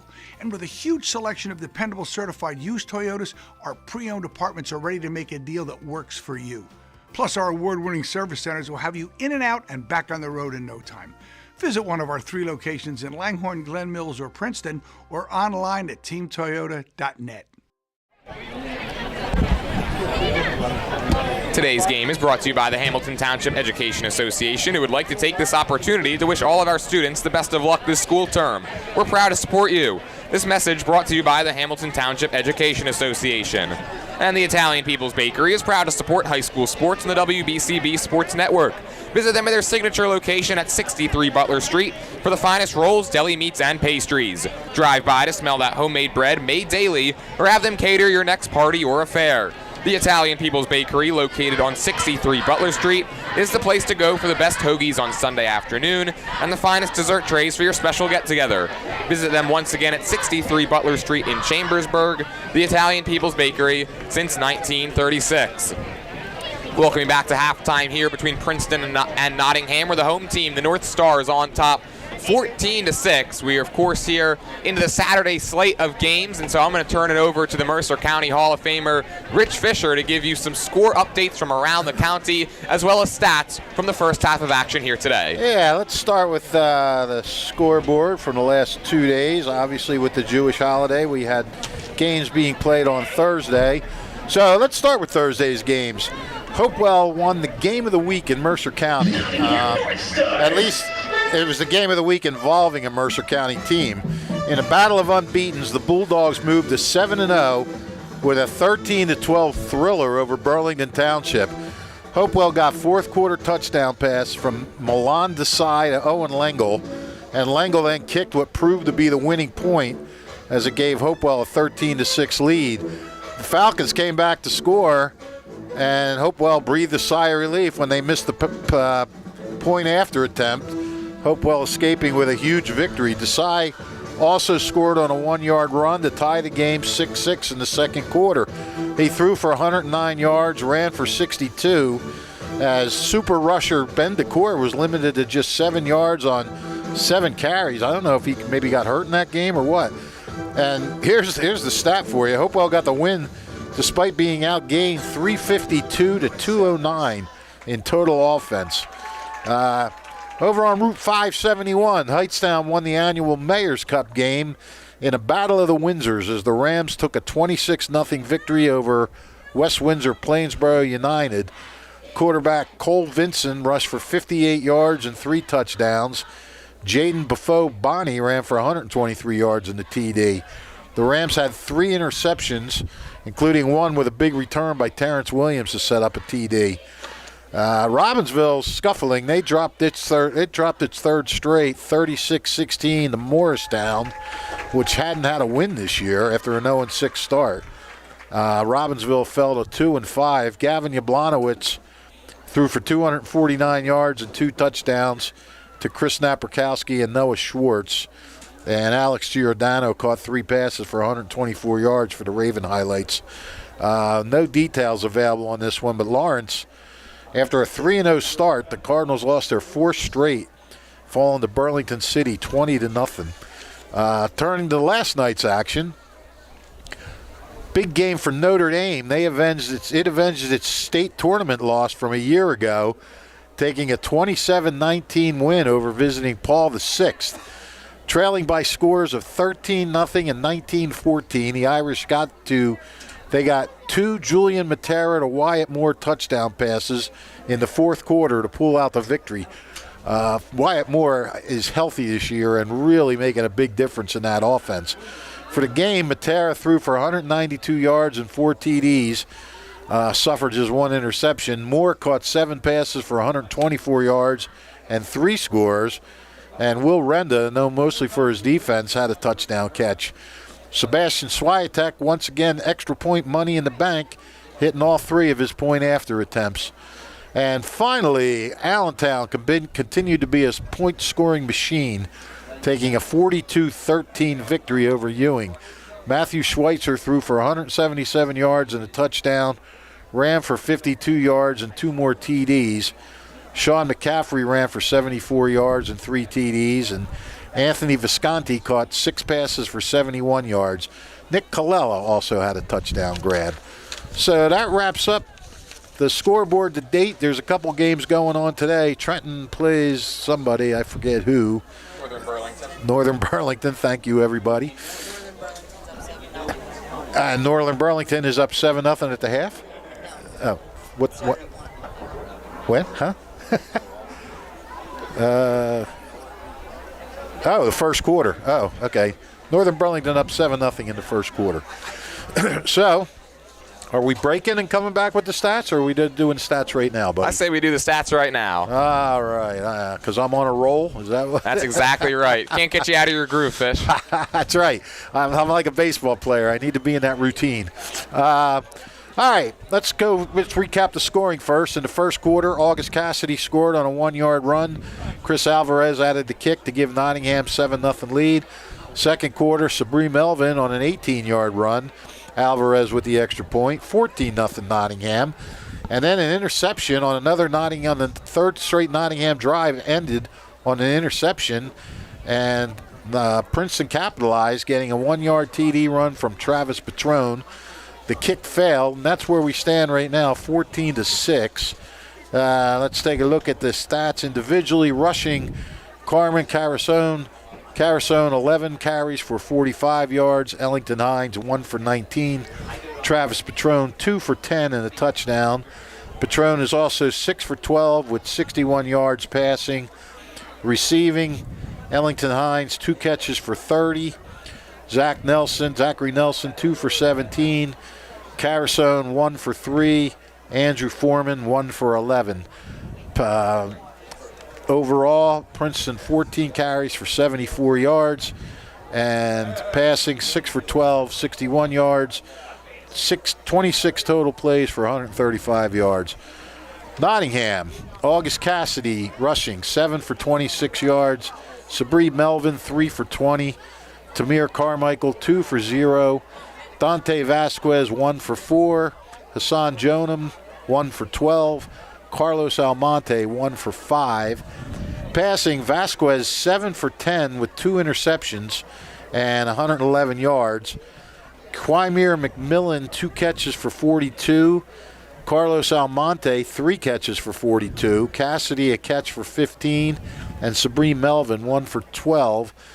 Total team stats, Nottingham 15 rushes for 67 yards, 7 for 10 with 2 interceptions, 111 yards passing, 25 plays, 178 yards of offense for Nottingham. And let's see, am I leaving anything out? Let's see, Princeton has 6 first downs and Nottingham has 7 first downs. Penalties, Nottingham 3 for 15, Princeton 2 for 10. And that'll do it for our stat. That'll do it for the Fish halftime show. The Fish halftime show. I like it. Great job as always, Fish. Thanks, buddy. All right, both teams are making their way out from the locker room now, so stay tuned. Third quarter is set to get underway. When we come back, Princeton, they will receive the football, trailing 14-6 here on WBCB. Hamilton Township in Mercer County is fortunate to have many fine businesses that serve our community. Saul Funeral Home is a 4th-generation family-owned business proud to support our local schools and community. Their compassionate and caring staff is there for you and your family. They'll bring the closure you deserve while also celebrating the life of your loved one. Visit their website at saulfuneralhomes.com. That's saulfuneralhomes.com. Saul Funeral Home at 3795 Nottingham Way, Hamilton Square. Hi, Merrill Reese reminding you to come back home to traditional Italian cuisine at the Revere Restaurant, 802 River Road in Ewing Township. You'll always feel welcome at the Revere. It's like stepping back in time where you'll feel like you're dining in South Philly or New York's Little Italy. Start your meal with complimentary Hoboken bread. Choose from a menu featuring fresh seafood dishes, succulent steaks and chops, or homemade pasta dishes. You can even eat at the bar. The Revere is open 7 days for lunch and dinner. Private room available for special affairs, plus catering. For reservations, call 609-882-6365. That's 609-882-6365. Come home to traditional Italian cuisine. The Revere Restaurant, 802 River Road, Ewing Township. Hi, I'm Merrill Reese. Kessel Dermatology is the place for all general dermatology needs. For acne, rosacea, eczema, psoriasis, hives, warts, and other growths. They have a friendly and courteous staff, and they can usually offer appointments within 24 hours for emergencies. Take care of your skin. Schedule an appointment with Kessel Dermatology.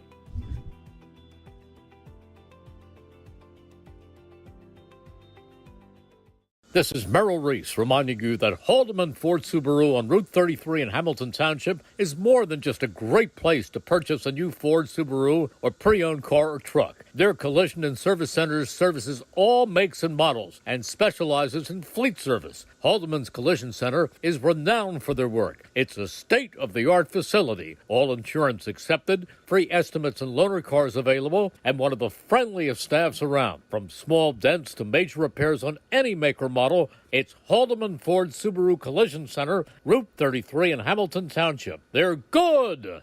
Hi, I'm Merrill Reese. Most people diagnosed with skin cancer are not even aware of their cancer. It's important to get a complete skin checkup. Kessel Dermatology offers a vast array of surgical procedures, including Mohs surgery, plus other non-surgical options. Take care of your skin. Schedule an appointment with Kessel Dermatology.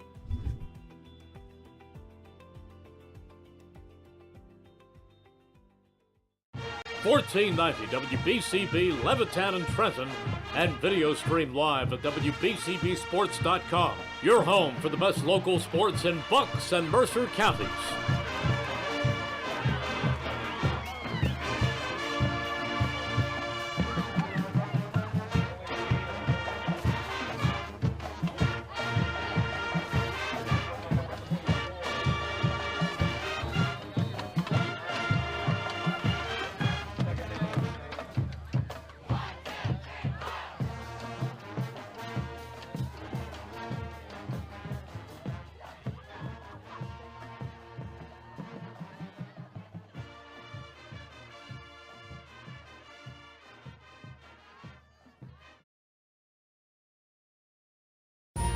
Capital Health's primary care network continues to grow, bringing its extensive option of locations to your neighborhood. Whether you're scheduling a wellness checkup or not feeling well, advanced medicine starts with a Capital Health primary care doctor at locations near you in Mercer, Bucks, and Burlington counties. To find a Capital Health primary care location that's convenient for you, visit capitalmedicalgroup.org. That's capitalmedicalgroup.org. The Hamilton Township Division of Health offers a variety of free services to keep you and your community healthy. It's important for everyone to stay up to date on recommended vaccines. Whether you or a loved one needs an annual flu shot, COVID-19 vaccine, or a pneumonia shot, Hamilton's Division of Health is ready to help. Are you or a loved one homebound? The division's caring nurses will bring your vaccine to you. For families that may be underinsured or uninsured, the division offers free routine vaccinations for children. Most residents in Mercer County are able to take advantage of the free and confidential STI and HIV testing clinic. The staff of the Hamilton Township Division of Health are experienced and proud to serve the Hamilton community. Visit hamiltonnj.com/health for more information, services, and upcoming clinics and eligibility. That's hamiltonnj.com/health. Stay healthy, Hamilton. Alongside the Mercer County Hall of Famer Rich Fisher, my name's Jordan Hirsch. Second half of action about set to get underway between Nottingham and Princeton. Yeah, and I'll tell you what, Jordan, this has turned into a kind of a dogfight. I mean, Nottingham scored really easily on his first two possessions with some nice drives and was driving for a third time, and the drive was stalled by an interception, and Princeton came back, put it in the end zone, and Nottingham hasn't been able to get that same magic back in the offense yet, and now Princeton has a chance to tie it here or pull within one or tie it on this first taking this kickoff. So Nottingham, they're looking to win back-to-back games for the first time all season as they enter at 1-5. As for Princeton, looking to get their win streak to a season-high 3. This is a rolling kick that takes a ton of hops. It was tipped by one of the up men. Carrison has to go back to get it at the 15. He tries to knife his way through tacklers and carries it to the 24-yard line. I don't think Riccardi Cherry meant to do that on the kickoff, but it ends up working out pretty well for him, and it's going to start Princeton back at their own 24. Yeah, you're right. It's sometimes those kind of kicks kind of create havoc with the return team. And so it will be the Princeton offense up first. Like you mentioned at halftime, Fish, Travis Patrone 6 of 12 for 61 yards.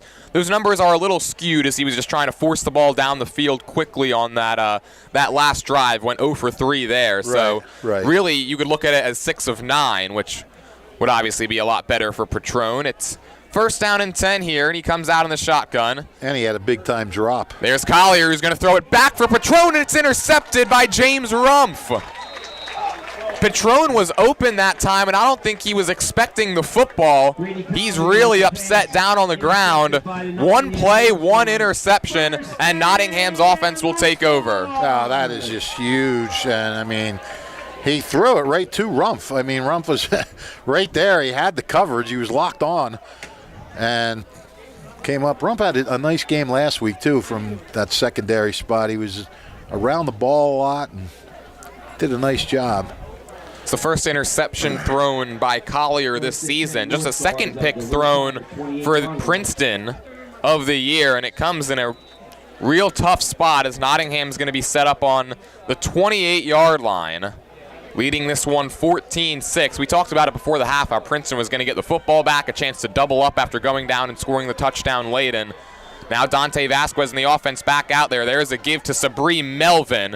He muscles his way out near the 26 before being ripped to the ground right there on a gain of 2. Yeah, I mean, Princeton had, you know, if there was any kind of momentum coming out of the locker room, it belonged to Princeton. And this could be another. We've seen a couple momentum changers in this game. This could be another one. We'll see how Dante Vasquez and the offense now adjust to coming back out here in the third quarter after they were able to put together one of the most impressive halves of the year for them. Coming off that 27-0 win over Hamilton West, Vasquez 223 yards, a career high through the air. He'll roll to his right, and he connects with Crymere McMillan, who then gets shoved out of bounds by Andrew Foreman, shy of the first down marker, but it sets up 3rd and short. Nice game, 3rd and short. 3rd and short, not bad, not a bad time spot to be in. My tongue is tied after all those talking at halftime. Because even if you don't make it, it's 4-down territory. You got 2 shots here to get 3 yards. 3rd and 3. The Fish halftime show take a lot out of you. Is that what it was? Yeah. I'm not what I used to be. I'm not in shape. Well, don't worry. We, as a Mercer County Hall of Famer, we know that you'll be able to fight through it. You've got the track record. Your confidence in me means everything, pal. 3rd down and 3. Speaking of confidence, Vasquez, he hands it off to Cassidy, tries to get to the outside and stumbles his way forward for a first down. Another broken tackle by Nottingham. August Cassidy continues to rumble his way through contact and moves the chains right there. You know what August Cassidy does? He runs with purpose. I mean, he doesn't run to just, let me get the ball, and when I'm tackled, I'm done. He runs with the purpose of going as far as he possibly can, despite the obstacles that might be in front of him. Just 7 carries for 26 yards in that first half. He averages just about 3.5 yards per carry on the season. This time he cuts it up the middle of the field and carries it inside the 10 to the 6-yard line. That's a gain of 6 on first down. And Cassidy, again, he's a guy typically we're used to seeing him go up the middle like that, but he's been able to do a lot of effective things in the run game down the middle of the field and also to the outside. There's an injured player down for Princeton. While they tend to him with 9 minutes and 55 seconds to play third quarter. We're quickly going to step aside. We'll be right back. Nottingham driving here on WBCB. 1490 WBCB, Levittown and Trenton, and video stream live at WBCBsports.com. Your home for the best local sports in Bucks and Mercer counties.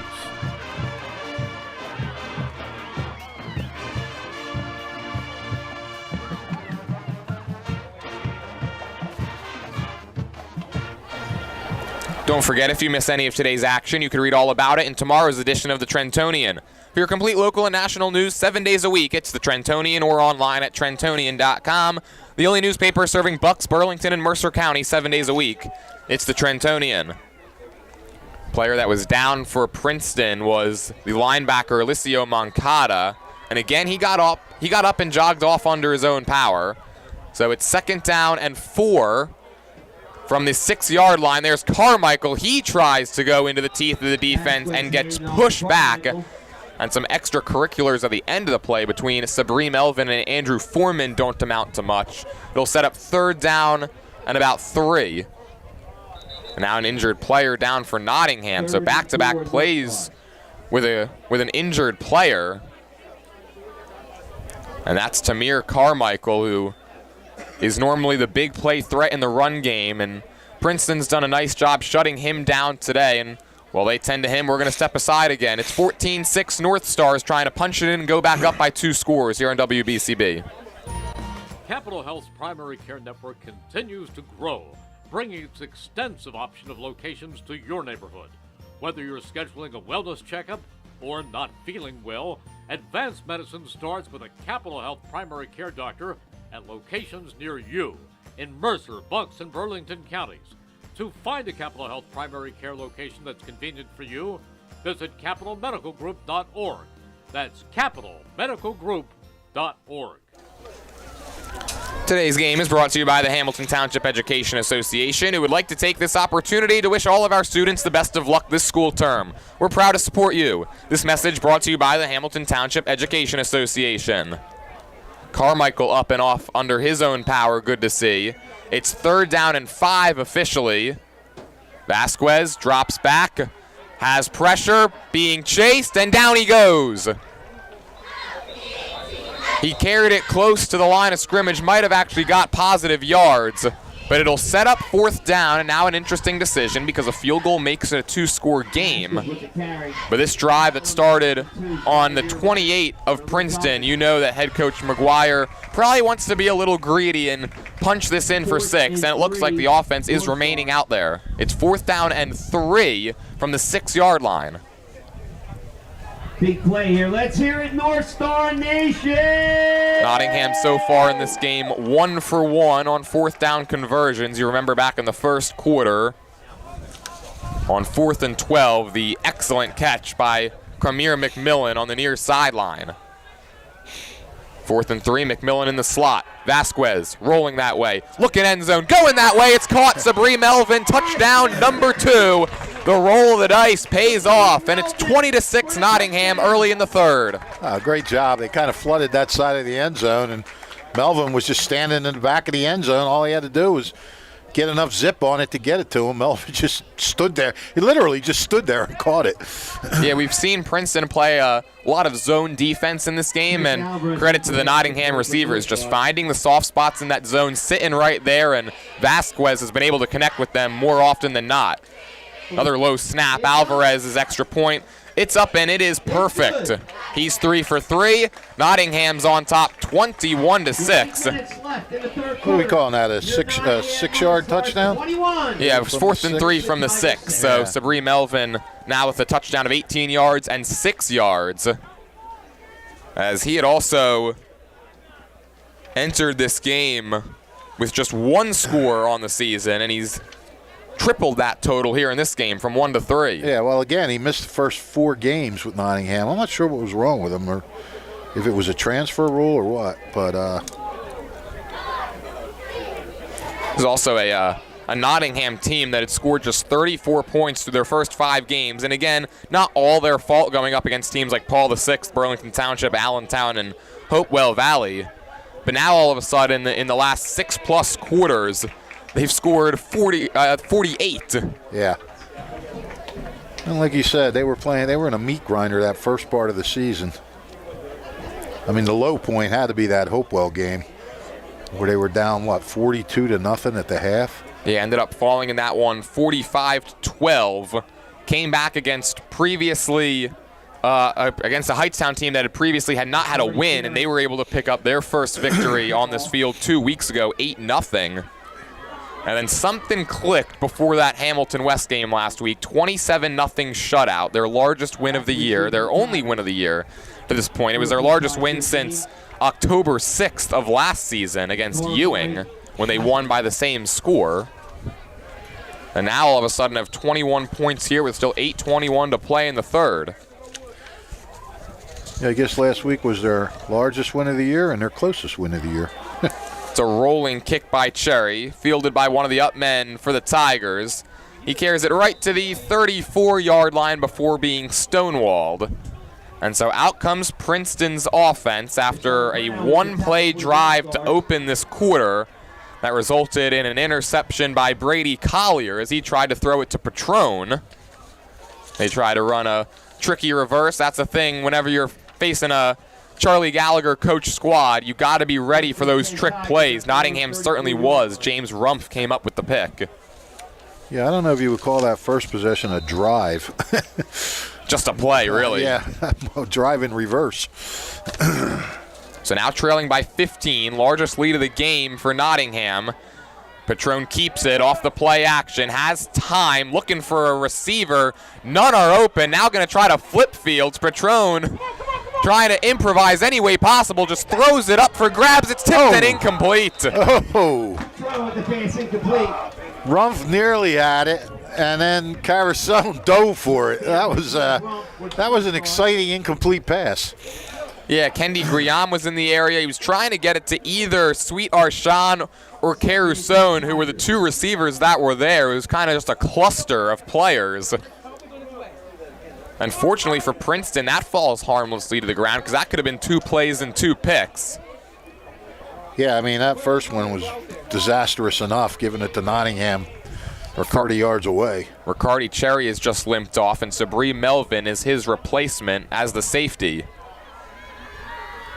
So after all that, 2nd down and 10. Patron, the pitch play, there it is, sets it up to Andrew Foreman, his first carry of the game, and he's got a big gainer. 1st down out to midfield, and then August Cassidy levels him out of bounds, but it's a 1st down gain. That's a 16-yard pickup for Foreman on his first touch, and it moves the sticks. I was wondering when we were going to see him. He's a very productive runner.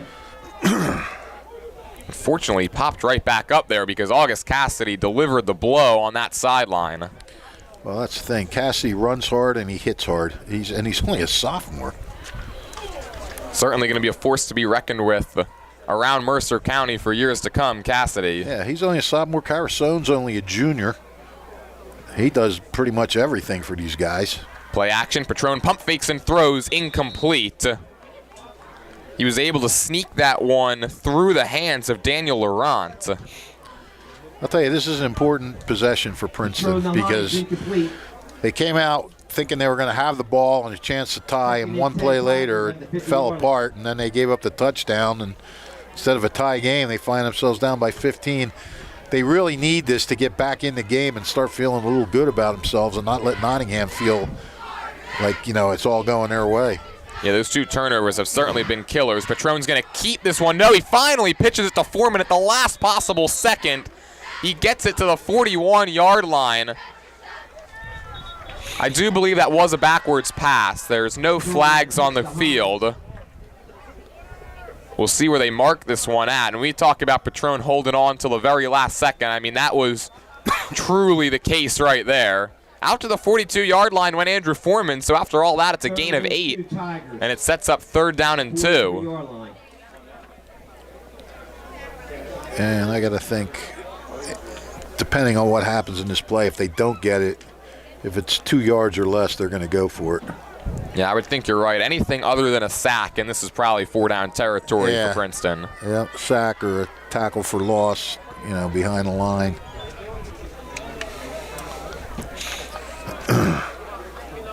Not sure if a timeout was called right there. None has come off the scoreboard. It didn't look like any of the officials signaled. Unless they were just checking where the ball should be placed. It's 3rd down and 2 from the 42. We're back to action. Patron under center.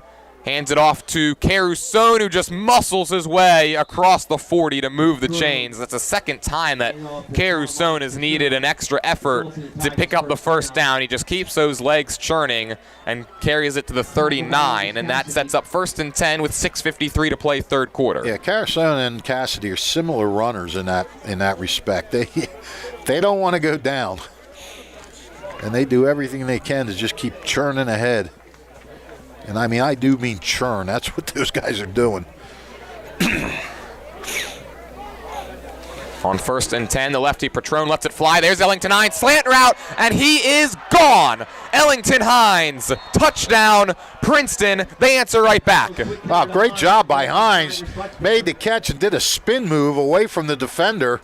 Once he did that spin move, there was nobody there to catch him, and he just burst into the end zone. That was a nifty little play by the Little Tigers. 39-yard score for Hines, and just like that, it's 21-12. We've seen Caruson miss an extra point in this game, so still 2 possessions right now, but that looked very similar to A.J. Brown. You just catch it on the slant route and take off. Yep.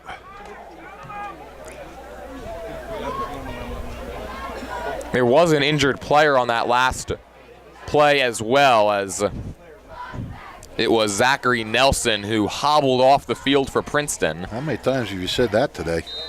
Yeah, we've seen our fair share of injuries, which obviously you never like to see. But none of them seem to have been, everybody seems to have been able to come back in. Well, Princeton, they're going to go for 2 here in a 21-12 game, and before this play whistles, and there is a penalty marker. Oh, there's the ref, Mike. And he uses it to alert us to an encroachment penalty against Nottingham. So now this 2-point conversion try will come from the 1.5-yard line.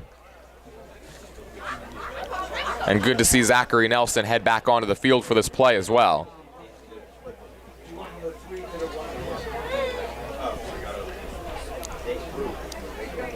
Caruson, typically a pretty reliable kicker, but Charlie Gallagher trying to make this a 7-point game.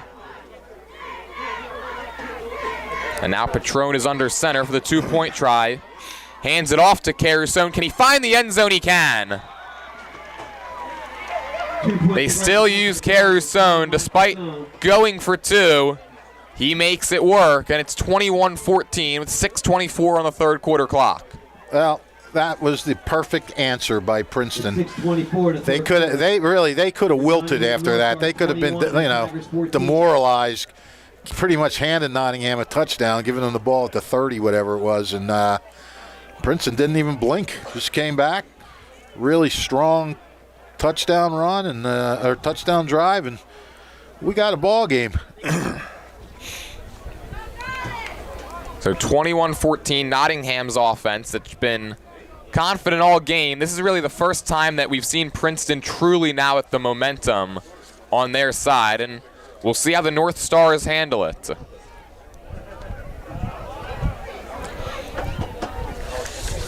That drive didn't take all that much time off the clock either. Nope. Results in the 39-yard hookup to Ellington Hines, and that's his 3rd touchdown catch of the season. Back for the North Stars, Kwame McMillan. Kwame McMillan, Sabri Melvin are the deep men. Kicking off for the Tigers, Carmine Quizone. And Carmine Caruson, he's fired up as his team breaks huddle and heads out to their special teams positions. You're right about not a lot of time. It took a minute and 53 seconds, that drive. 1, 2, 3, 4, 5, 6 plays to go 66 yards.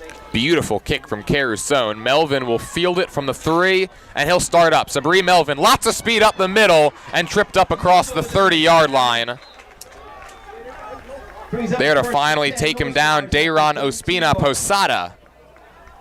As Melvin had kind of just put it into second gear. He looked like he was going to try to take that one right up the middle and use his speed, see how many yards he can get. Yep. It's a 29-yard, or I should say 30-yard return. They're going to mark him at the 33-yard line.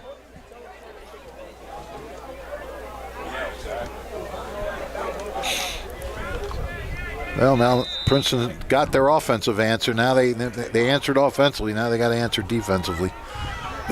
Trying to slow down Dante Vasquez, Sabri Melvin and company. Melvin with a pair of scores already goes in motion. There's August Cassidy. He churns it out to the 35, then gets forced back. Looks like the officials might give him 1 extra yard to the 36. That's a pickup of 3 for Cassidy. And again, he's down on the field. Looks like he's holding his right knee. Yeah. We've seen Cassidy down a bunch in this game. He certainly had to fight through it as he holds on to that right knee. 5:59 to play, third quarter, 21-14, Nottingham on top. We'll take a quick break and be right back with more action next here on WBCB. Hi, I'm Sean Spiller, president of the New Jersey Education Association. On behalf of the 200,000 educators in all of our public schools, we wish all of our student athletes the very best luck in today's competition. We would also like to recognize the students in our public schools who participate in extracurricular activities, like the school play, robotics class, or the marching band. New Jersey schools are #1 in the nation. When parents, schools, and educators work together, our students are the winners. New Jersey Education Association supports our great public schools.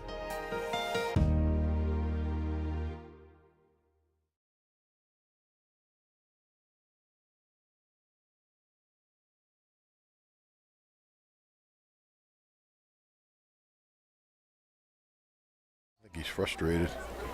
Welcome back to Nottingham. Alongside Rich Fisher, I'm Jordan Hirsch. August Cassidy slowly makes his way to the sideline under his own power. That's a good sign there, but he stopped a few times, reached down to feel that left knee. Vasquez, wobbly throw, picked off. Carmine Caruson with the interception, thrown to the ground by Sabri Melvin, but he will take it. Wow. Wobbly throw that time from Vasquez. Didn't have the distance, right to Carmine Caruson. And it's another turnover now for Nottingham. Princeton gets the football immediately back in their possession after they just went down the field and scored. They've got a chance to go down and tie this game up 50 yards out. Third interception now for the Princeton defense. Carmine Caruso, I'm gonna ask him for a ride home. He does everything else. Maybe he'll provide an Uber service.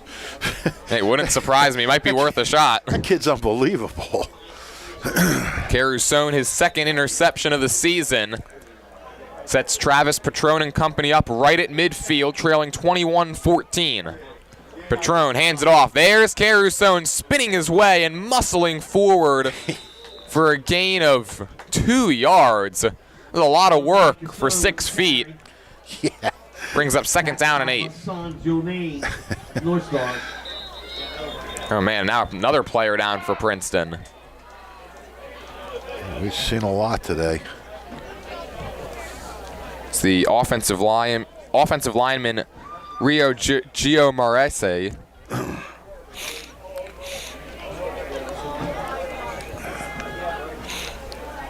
And so while I tend to him, I'll let you know that if you're looking for a loving pet to add to your family, consider visiting the Hamilton Township Animal Shelter at 2100 Sylvan Avenue. The experienced shelter staff will do their best to match you with a companion that's a good fit for your family and lifestyle. The shelter has cats and dogs available, and sometimes smaller pets like rabbits, birds, and reptiles. Not ready to adopt but want to help the animals? There are volunteer and fostering opportunities available. The Hamilton Animal Shelter is open Monday through Saturday, 10:30 a.m. to 3:30 p.m., Thursdays till 7 p.m. and closed on Sundays. View their adoptable pets at hamiltonnj.com/animal shelter. I wonder if a lot of this is cramping too. It's pretty warm out there in the sun. It's relatively cool here in the press box. We're not in the sun, but I'm guessing it's pretty hot out there. Yeah, for the most part, we've seen the players that have gone down come back in rather quickly. It's second down and 8. Clock rolling to 5:05. Here in quarter number 3, Patron hands it off. Andrew Foreman breaks a tackle. Up the middle, first down. Andrew Foreman has been really good in his first 3 touches. What do you get there? 38, 10 yards. Foreman on the carry, tackled by He's got, on 3 carries, he's got 34 yards. Haven't used him often, but we've seen a bit of a heavier dose of Andrew Foreman here in the second half. Why not? August Cassidy is back out on the field for Nottingham as he's really had to gut this one out. Yeah, he certainly has.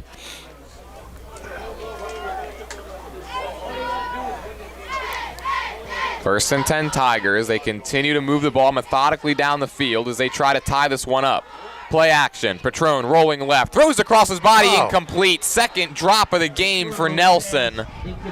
And another perfect throw that time from Patron. Right in the chest of his sophomore tight end who just couldn't haul it in. Yeah, you got to feel for that kid. You never like to see a kid have one drop like that, let alone 2. And, sometimes you're a young player and that stuff gets in your head. You saw him put his hands on his head as well, visibly frustrated after a second drop that in all likelihood would have set up another first down. Yeah, well, hopefully they go to him again and he makes amends.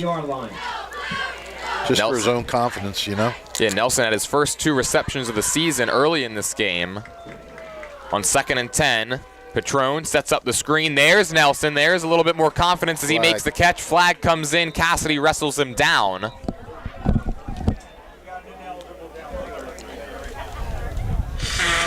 And we'll check the penalty marker. For now, it's his 3rd catch, although this one might very well be coming back.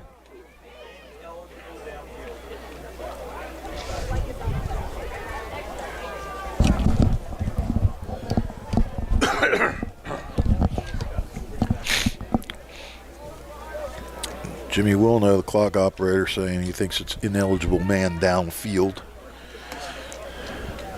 Well, now it looks like 4 of the officials are going to huddle up to talk about this and try to sort it out. It would have been a gain of about 2 for Nelson on the tight end screen. I like that they went right back to him after a drop. Looks like we're going to get the call right here.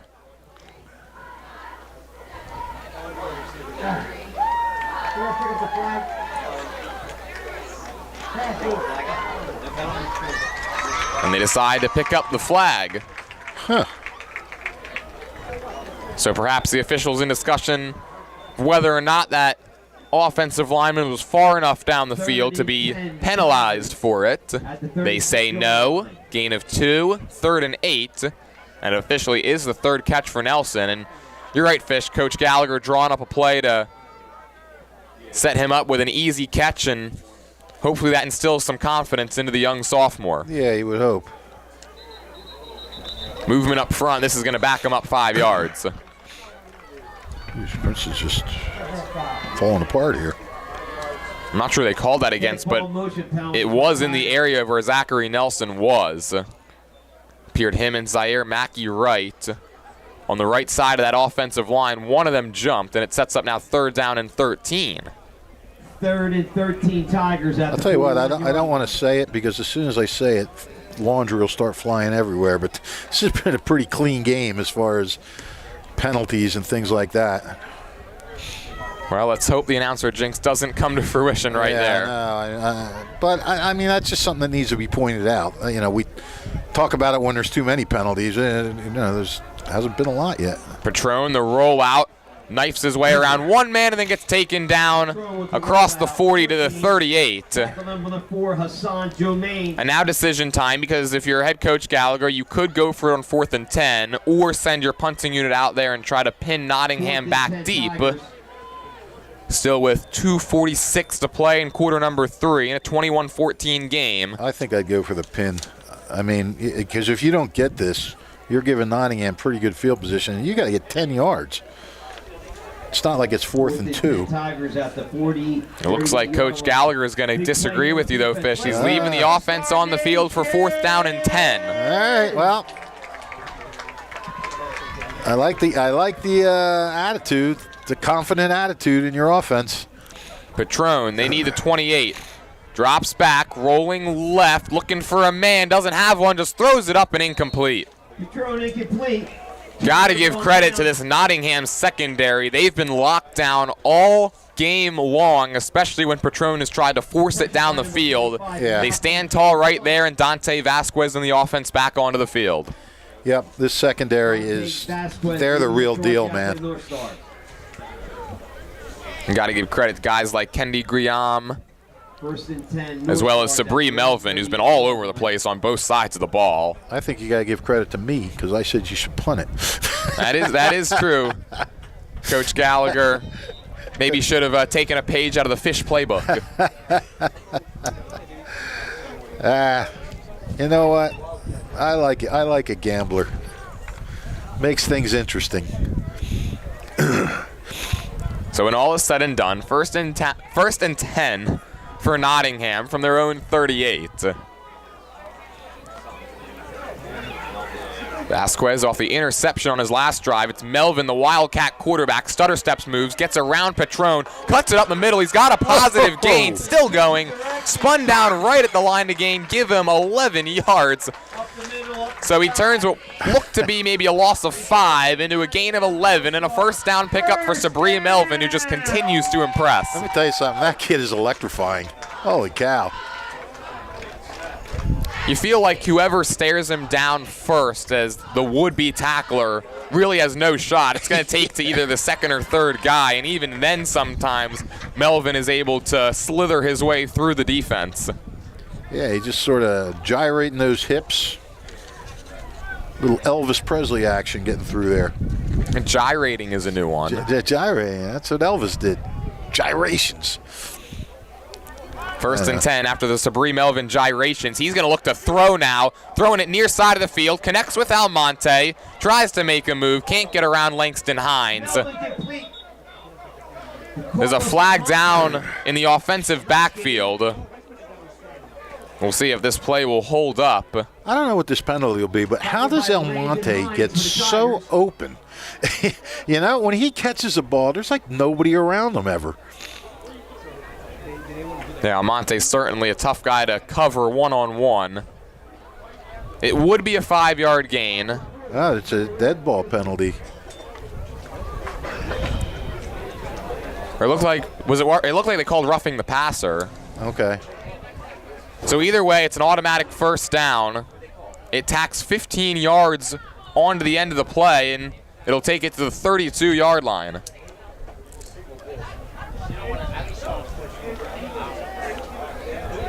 Big play. That was a big play for Nottingham. I mean, the penalty. That's a big penalty. 32-yard line. Don't see Dante Vasquez out on the field again for the third consecutive play. Melvin is the quarterback. Swings it out wide, juggled and caught by McMillan. Starts upfield and crosses the 30-yard line down to the 28, gain of 4. Very nice game. Well, Sabri Melvin is picking up where Dante Vasquez left off. Wait, who had that run? I'm sorry. It was a quick throw to McMillan. Okay. Vasquez, he's currently seated and bent over on the bench.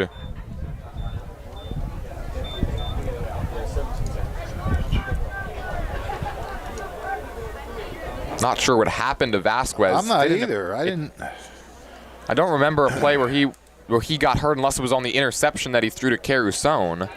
Nottingham doesn't have to run another play here, so the clock is going to tick on down to zeros. 21-14 North Stars with the football when we start quarter number 4 after this break on WBCB. This is Merrill Reese reminding you that Haldeman Ford Subaru on Route 33 in Hamilton Township is more than just a great place to purchase a new Ford Subaru or pre-owned car or truck. Their collision and service centers services all makes and models and specializes in fleet service. Haldeman's Collision Center is renowned for their work. It's a state-of-the-art facility, all insurance accepted, free estimates and loaner cars available, and one of the friendliest staffs around. From small dents to major repairs on any make or model, it's Haldeman Ford Subaru Collision Center, Route 33 in Hamilton Township. They're good!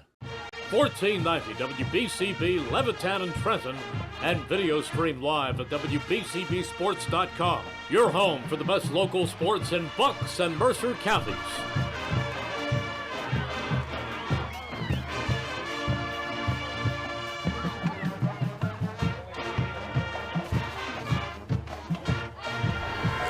Alongside Rich Fisher, my name is Jordan Hirsch. Fourth quarter about set to get underway in a 21-14 Nottingham lead. Dante Vasquez, the quarterback for Nottingham, continues to have a seat on the bench. Sabri Melvin is the play caller, the signal caller. He takes the snap on second down and a flag flies. Doesn't look like Vasquez is like hurt or anything. Nobody's checking him out. It's a false start against Nottingham. Yeah, Vasquez just with a seat on the bench and he's playing really well, so you can't imagine it's because of his play. No. Sabri Melvin, though, he's had his fingerprints all over this game on defense, in the run game, the passing game, and now as the quarterback. Yeah. He is the Carmine Carasone of Nottingham. His job becomes a little tougher after the false start penalty. Second down and 11, back at the 33.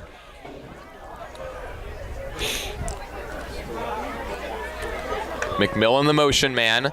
Melvin the snap. He takes it himself on the RPO and gets bottled up and pushed back at the 31-yard line. Gain of 2.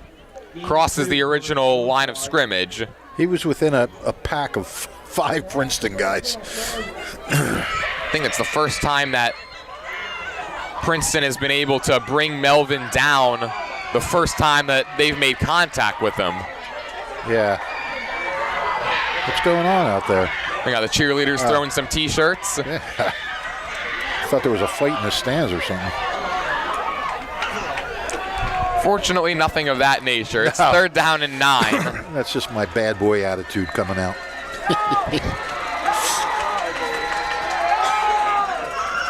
McMillan again goes in motion. Melvin drops back, has time, going deep, looking for the end zone for Guillaume. It's incomplete off his fingertips. What a pass. What a pass. Perfect spiral. And Guillaume just could not get his fingers on it. I mean, it would have been a great catch if he could have made it, but he put that ball right where he had to put it. Anderson Potter was the one in coverage. It looked like Guillaume had slowed down and then had to start back up again. He ended up being open. It was a perfect throw from Melvin. Yep. And so now fourth down and 10. Offense remains on the field. Be a big defensive stand for Princeton.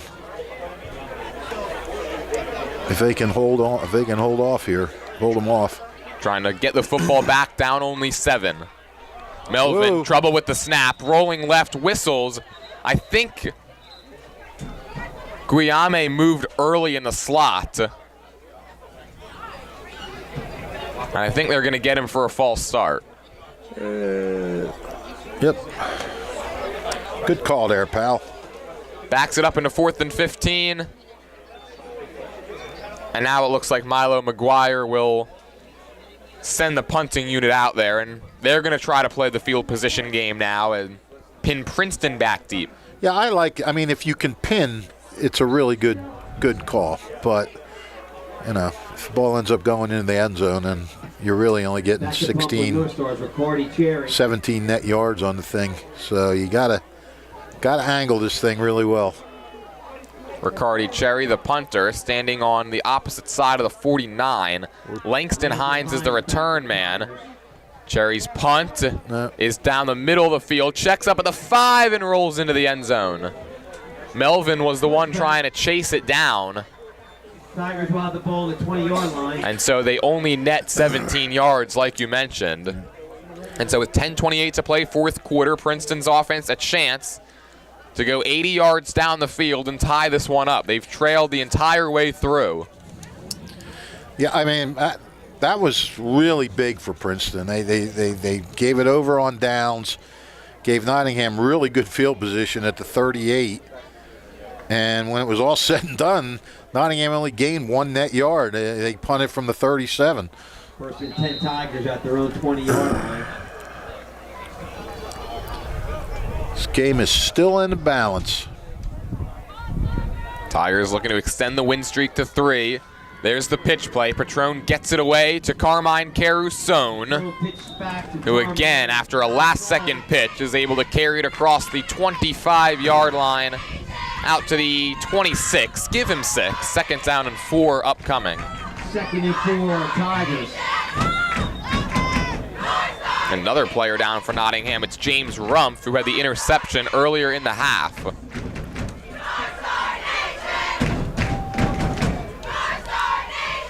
Carusone up to 55 rushing yards on 14 carries. Hard fought. He's found more of his rhythm here in the second half, and Rumpf up and slowly walking off the field. We've had a lot of that. So far, none of the injuries have seemed too serious, which is a good thing. Right. I'd like to let you know that the 49th Annual Cavalcade of Bands is on October 12th. That's today at Hamilton High School West Football Field. The gates have already opened and tickets are $10 cash only, $8 for students and seniors. 11 bands from across the region will perform, including all 3 HTSD high schools. Also, there will be food tents featuring Hornets' famous butterbeer. Butterbeer. Never heard of that. I never did either. We might have to head over there and check it out after we're done here. You're not kidding, pal. Little butterbeer for me. On 2nd and 4, the give goes to Carusone. He gets dragged down eventually. He was able to stay upright and cross the 1st down marker to the 30-yard line. Thought maybe they would get a horse collar tackle. Looked like the Nottingham defender had him up high, but Carusone extended the football out and moves the chains.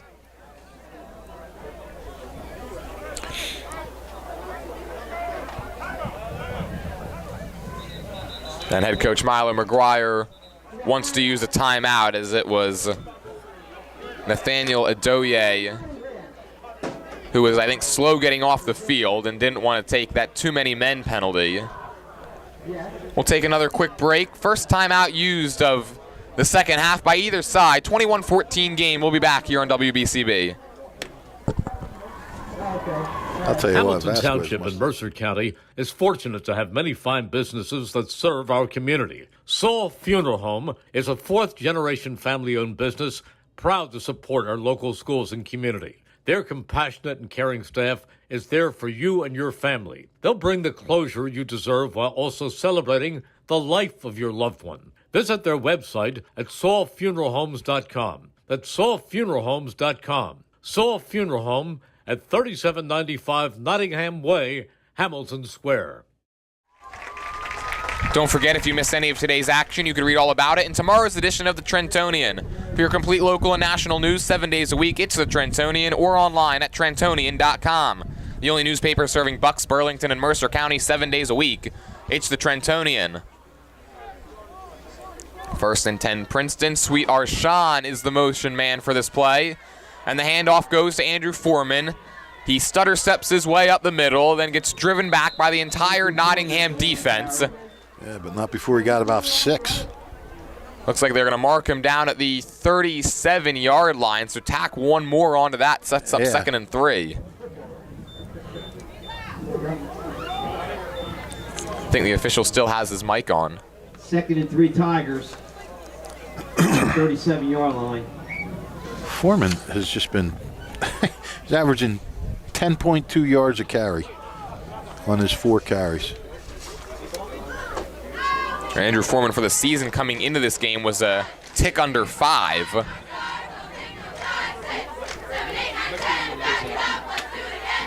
He goes in motion. Patron takes off on the design quarterback run. He's spun down, but not after another 1st down pickup to the 41. Give him 4 yards, and Princeton continues to just slowly but surely move the sticks.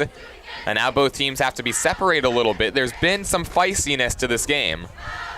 Yeah, it's football. 2 teams battling it out. Nottingham looking for win number 2. Princeton looking for win number 4, and it would be 3 straight if they're able to complete this comeback.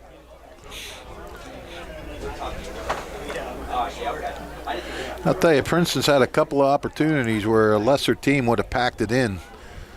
The way it started the game and then the way it started the second half, but they keep coming. Play action, Patron being chased, looking for a man, throws incomplete. It was at the feet of Ellington Hines. Ricardi Cherry, the closest one in coverage. Cherry's done a great job on Hines this entire game. It takes a lot to slow him down. And really, this entire secondary for Nottingham, they've done their part. Oh, without a doubt. Cassidy will check out for this play. And it will be Chris Alvarez taking his spot for 2nd down and 10.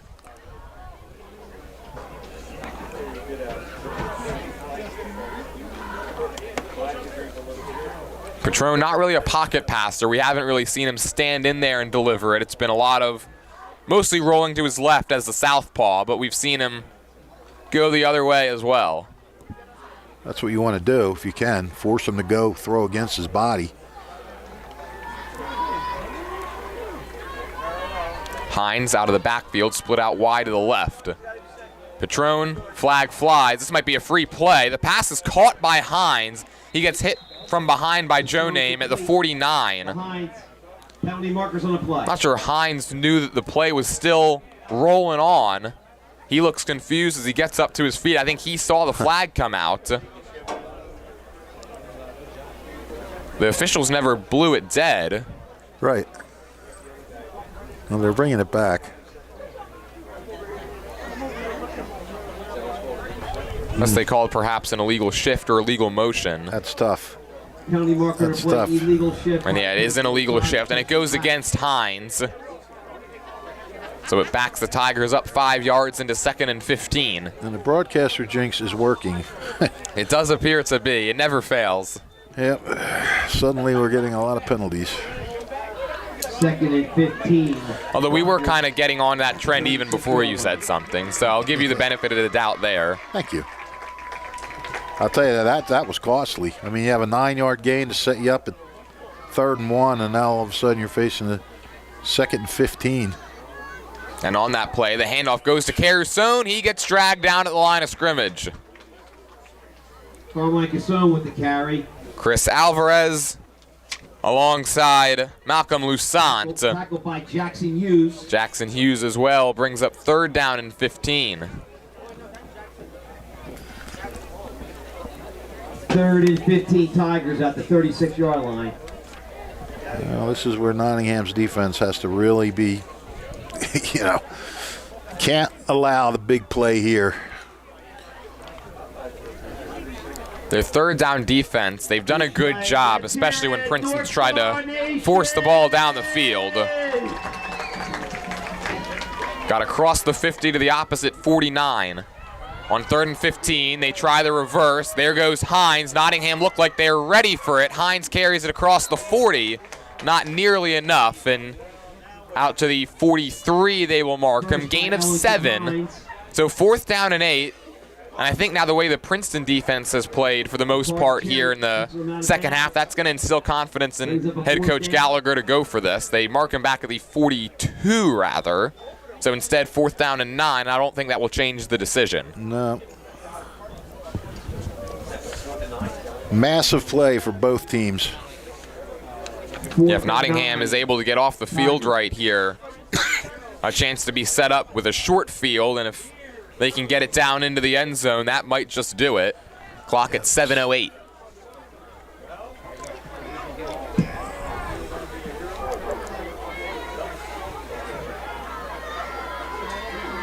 Patron, 4th and 9, all day to throw, stands in the pocket, looking for a shot for Arshawn. He led him too far. Yeah. Sweet Arshawn had a step that time on Rumpf, and Patron, the throw was a little too inaccurate, and Nottingham will take over in plus territory at the 42. Again, Nottingham getting the ball in really good field position after Princeton goes out on downs. They weren't able to capitalize last time. Let's see what they can do this time. That was one of the few times we saw Patron just stand in the pocket. He had all day to throw, and even the Nottingham secondary, when you give a quarterback that much time, it becomes very tough to cover down the field. And they catch a break as the throw was just a little too far out of the reach of Sweet Arshawn. Vasquez, he's back in the game. He turns around and gives to Cassidy, who just rumbles forward for a yard on 1st and 10. 1 yard gain. Well, good to see Vasquez back in. Not quite sure what that was all about, but he's back. I will say Sabri Melvin came in and did a pretty good job in his place. I'm sorry, who carried that? That was Cassidy for a gain of about 1.5 yards, right in between the 41 and the 40. Got to remember to write these things down as soon as they happen. My short-term memory is not good. Well, don't worry. That's why you got me here. That's right. I need you young minds. Second down, we'll call it 8.5. We'll round up and say 9. Vasquez rolling left, throwing across his body. Has a man in Melvin. It's incomplete. A little less. If he could have pulled the string on that just a little less, he had him right in stride. And again, Sabri Melvin, he was wide open as well. Vasquez that time, the right-hander rolling left, had to kind of stop and square the shoulders before delivering the pass. And so 3rd down and 9 coming up. Princeton, one play away from getting out of there unscathed. That's like you said, the way their defense has been playing. Charlie Gallagher just figured, right, if we don't get it, my guys will hold. Yeah, the defense has looked a lot better here in the second half. They've allowed the 7 points, but that touchdown came on a drive that started from for Nottingham from the Princeton 28.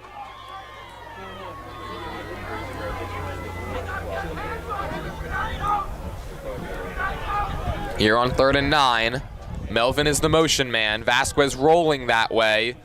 Being chased by Foreman. A flag comes in. The throw is intercepted by Langston Hines. Hines jumped the route. Will check the marker. If it goes against Nottingham, the interception will stand. Be the second one of the half. It's a hold against the Northstars. That will be declined. And Langston Hines makes his presence felt on the defensive end. Wow. 4 interceptions for the Little Tigers. They came into this game with 4 on the year. And they've quickly doubled that total here this afternoon. Well, that's... I mean, they did exactly what they had to do. Nottingham having the ball on the 42 and didn't even give them an opportunity to try to pin them down if they were going to punt again.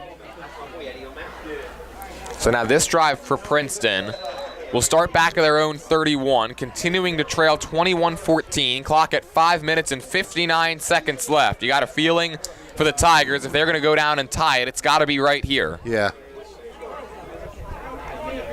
Patron, the snap, Carson, the handoff, up the middle, short gain, out to the 34-yard line, give him 3, 2nd and 7.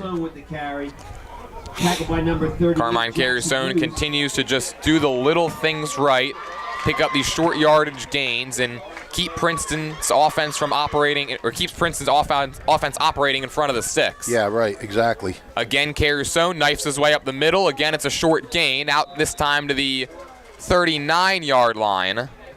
Give him 5 more, sets up 3rd and 2. Casone with the carry. Yeah, I mean, you know, By number 4. you pick up 3 to 5 yards of rush, and you're in pretty good shape. 3rd and 2 Tigers. This time Patron in the shotgun, 3rd and 2. Same time, give to Carusone. And again, a short gain, and again, it's enough to move the sticks, that time to the 44-yard line. Another 5-yard pickup, 1st and 10. Plenty of time to play this ground game. 5 minutes ago. Clock stop now to set the change. Nottingham's done a good job for the most part keeping Carusone in check. Got to be able to do it consistently, though. Patron's going to look to throw on 1st and 10. Has pressure, throws across his body, pass caught. Ellington Hines crosses midfield, breaks a tackle, and then hop steps out of bounds at the 44-yard line. It's another 1st down gain for Ellington Hines in Princeton.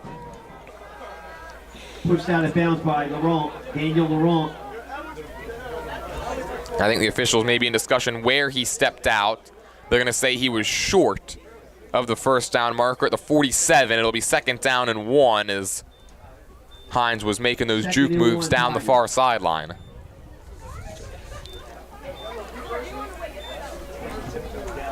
Fourth catch now for Hines.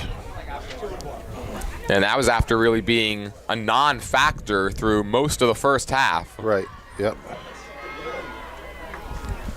Yeah, him and Foreman have sort of kind of made a little bit of an impact in this second half. 2nd and 1 Tigers at the 47-yard line.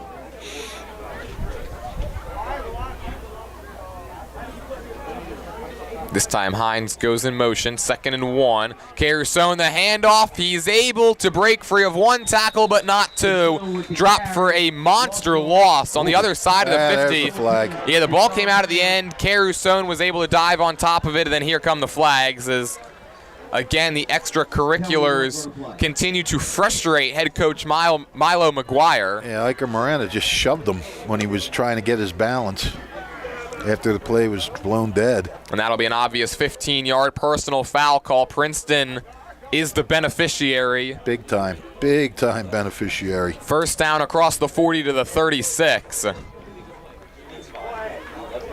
Nottingham not making this easy on themselves as they try to preserve this lead that they've led the entire way.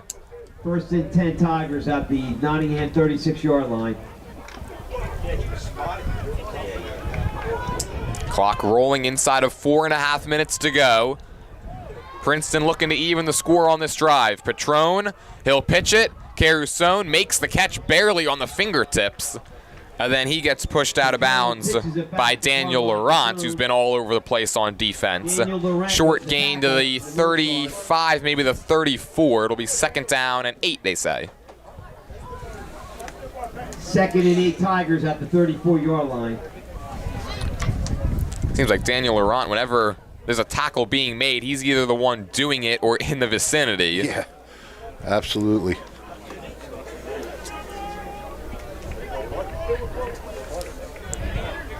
Shotgun look for Patron on 2nd down and 8.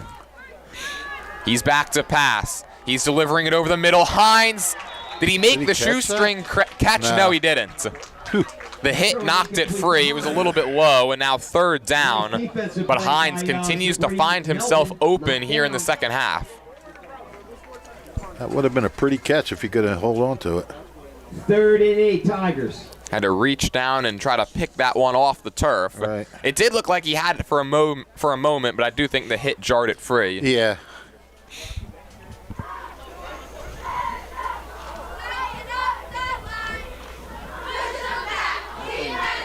Nottingham cheerleaders doing a nice job today. They've had a lot to cheer for. Yeah, I always like to point out the extracurriculars here. Patron rolling left, throws a wobbly pass in the direction of Sweet Arshan, but it ends up out of bounds on the sideline.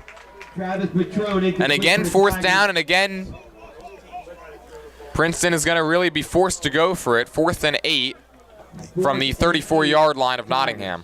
Yeah, and this fourth quarter has been just a case of each defense answering the call when they have to. Yeah, neither team has had success extending drives on these later downs. Yep. And you're absolutely right. I mean, if Princeton can't keep this drive going, 3:49 left, Nottingham just be a few first downs away from icing this thing.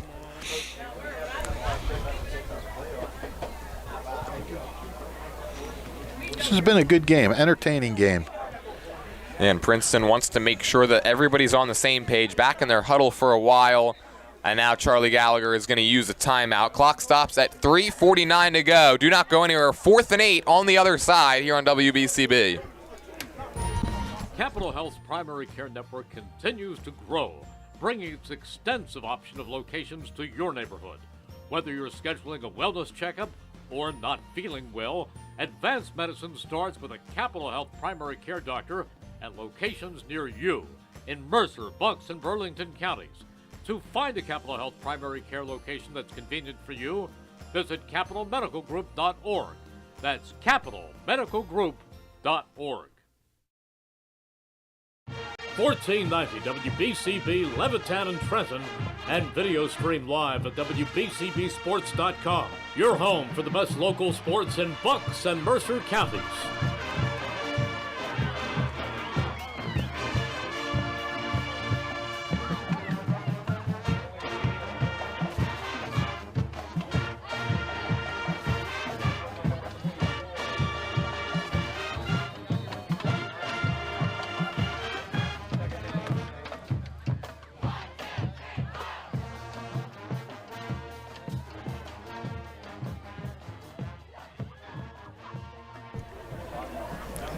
Welcome back to Nottingham. Alongside Rich Fisher, I'm Jordan Hirsch. 4th and 8 for Princeton from the 34 of the Northstars with 3:49 left, trailing 21-14. And right now, this is the play of the game for the Little Tigers.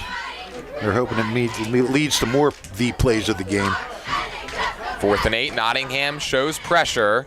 Here they come. Patron's going to take off himself, trying to push the pile. He's not going to get there. No. The North Stars were able to finally get him to the ground. It took a little while, but he's forced down at the 29-yard line, and the North Stars offense will take over with a chance to put this one on ice. Yeah, Nottingham pretty much had a team meeting gathering around Patron. The whole defense seemed to be there. And yeah, now it's at the. Now, if you're Princeton, you want to try to force some kind of turnover, or you're going to have to use your timeouts now. They have 2 left. And now again, how aggressive does Coach McGuire play this? Yeah, right. Doesn't look like Dante Vasquez is out there. No, he's still seated on the bench again. So Sabri Melvin will presumably handle the quarterback duties for what Nottingham hopes is their final drive. Yep. Jonem and Tamir Carmichael are the running backs. Cassidy out for this play. He's on the sideline. 1st and 10. Give goes to Jonem, his 2nd carry of the game, and he powers it forward to the 30. Far side official walks it in from the 31, so pickup of 2. 2nd down and 8. Each team has 2 timeouts remaining. None will use them here. This clock will roll under 3 minutes. And now Cassidy will head back in. Sabri Melvin gets the play call. Melvin's certainly the front runner at this point to be our Italian People's Bakery Player of the Game. You could find whoever it ends up being, the interview on our YouTube page shortly following the conclusion of action.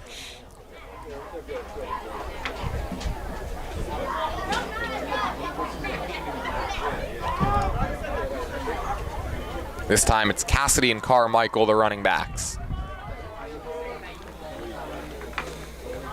Oh, it's a low snap. Melvin has to pick it up. He's got it now. He wants to throw, has a man, and McMillan makes that connection. He makes a move and takes it down the sideline. Kamir McMillan still on his feet, breaking tackles across the 30. One man to beat. He will. There goes McMillan, and it's a touchdown for Nottingham. Wow. What an exclamation point by Kamir McMillan. The improvisation on both ends leads to 6 points for the North Stars. Wow, that's the play of the year. Holy cow, he looked like he was down about 3 separate times. Oh, my goodness gracious. That play started with a fumbled snap. Yep. And ended in 6 points. Yep. Somehow, Sabri Melvin and Kamir McMillan got us there, and it makes it 27-14 North Stars with 2:22 to go. That was just phenomenal.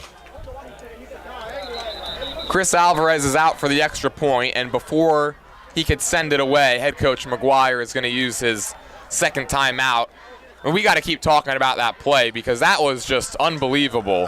69 yards, somehow, some way, Melvin and McMillan got Nottingham on the board for 6. Yeah, I mean, he appeared to be like he was stopped or he was going to step out of bounds here on the near sideline.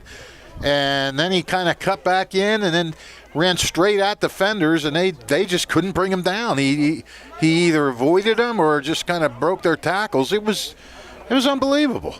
Wonder if that football had some Sabri Melvin magic on it, because we saw him do that same type of play in a much shorter sense, 18 yards out back in the first half.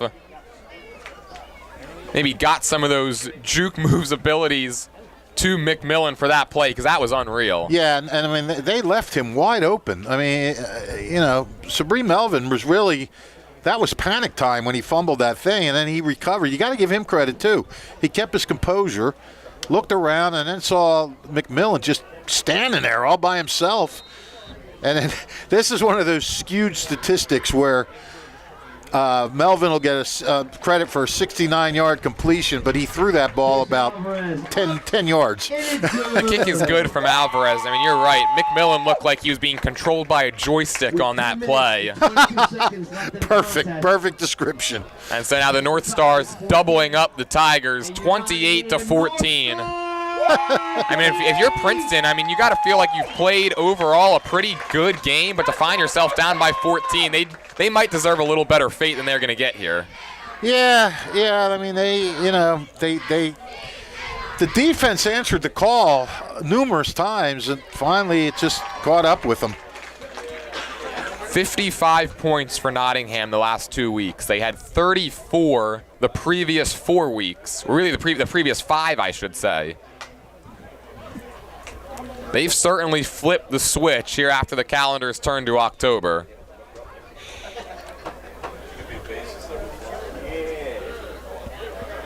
Well, I mean, Sabri Melvin is definitely a difference maker, too. They find themselves 2 minutes and 22 seconds away from back-to-back wins. I mean, that was a play where you're thinking initially, all right, they got the first down, and then you're thinking, all right, now they got it in pretty good field position. And then you're thinking, all right, wow, now they're going to get to the red zone. And all of a sudden you're like, holy cow, he scored. The kick from Cherry's a good one. Checks up at the 10. It's going to be taken by Caruso, who reverses it to Foreman. Nottingham looks like they're ready. Their flag flies from behind the play, and Foreman gets dragged to the ground across the 25 at the 26. Because Fish jinxed it, we're going to have to sort out this penalty. Yeah, exactly. Penalty marker on the play. I jinxed enough during baseball season, so this is kind of how it feels. Holding on Little Tigers will push the ball back.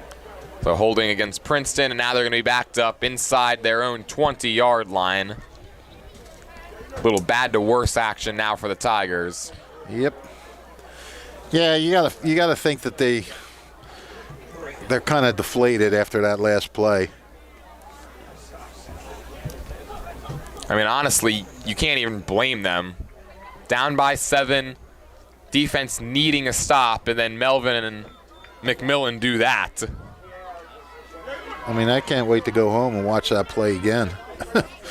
It'll be on repeat, especially in the McMillan and Melvin households. That's for sure. 11-yard line. All the way back to the 11-yard line. And at this point now, if you're Nottingham, it's just defending against that big play. Don't let any of these receivers in behind you. Patron rolling right, throws across his body, incomplete. It was high, trying to connect with Julian Frevere. Incomplete for the Tigers. Brings up a 2nd and 10. Oh, there goes your papers again. Fortunately able to make the catch this time. Yes. And it won't be as costly if you lose them now because there's only a few minutes left. That is true. It's a lot different to lose your prep in the first half, or in the first quarter, than it is with 2 minutes, 5 seconds to go. Credit to our video engineer, Brianne O'Neill, for providing me with some of this duct tape as well, keeping the papers down. Wow. I didn't know she did that too. Patron lets it fly. It's caught by Arshawn, and he gets leveled by McMillan. Hangs onto the football out near the 20 at the 19-yard line.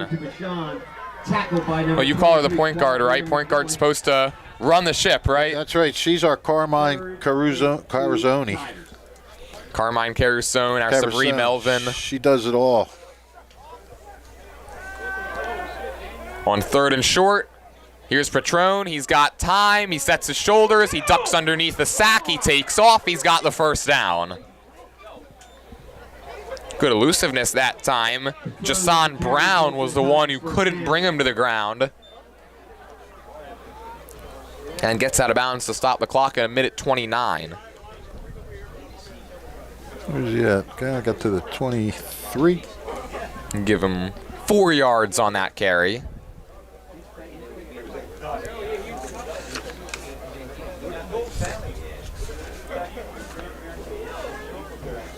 Nottingham certainly treating these home fans to a nice homecoming game. First and 10. Quick throw to the outside. And Patron and Arshawn not on the same page whatsoever as he was running a route down the field. I think Patron figured he was going to break to the outside and nobody was home. It's second down.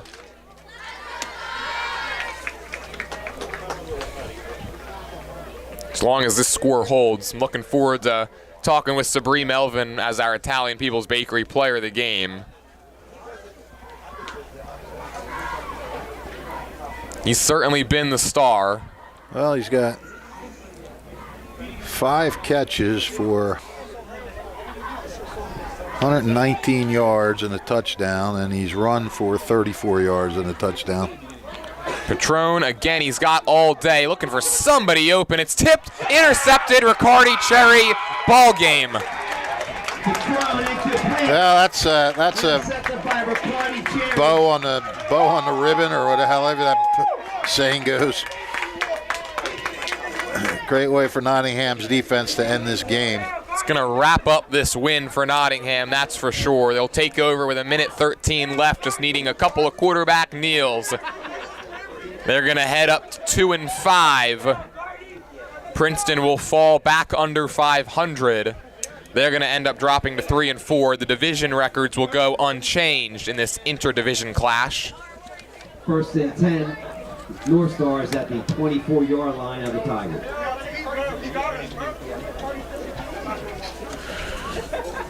Well, Nottingham came out like gangbusters, was challenged a couple times, stood up to the challenge, and then pulled away at the end with that big touchdown run by McMillan, and now with the interception. And Nottingham trying to salvage what was started out as a terrible season, trying to salvage things now. Well, they keep this up. It's salvaged and then some. Yeah, well, they still have Hamilton left. No, they beat Hamilton last week. Never mind. They still have Steinert left to play. Still have to play Steinert. I'm not sure who else, and then I'm not sure who they'll get in the state game. Don't know if they'll have enough of those points to get into the playoffs, but you never know. They're certainly trying to make a push for that. Final score, 28-14. Nottingham led wire to wire, and they come out with their second win of the season. I'd like to thank our sponsors one more time: Kessel Dermatology, Saul Funeral Homes, the Revere Restaurant, Haldeman Ford Subaru, the Capital Health Systems, the New Jersey Education Association, Team Toyota, the Hamilton Township Education Association, the Italian People's Bakery, Hyundai of Trenton, the Hamilton Township Division of Health, the Trentonian, Hamilton Township Animal Shelter, and Mako Viewing for making portions of today's game possible. 28-14, Nottingham gets the win. One final time for the entire crew. Rich Fisher on color commentary. Mackay Gundy did the camera work. Brian O'Neill produced today's stream. My name is Jordan Hirsch, saying thank you for watching and have a great day, everybody.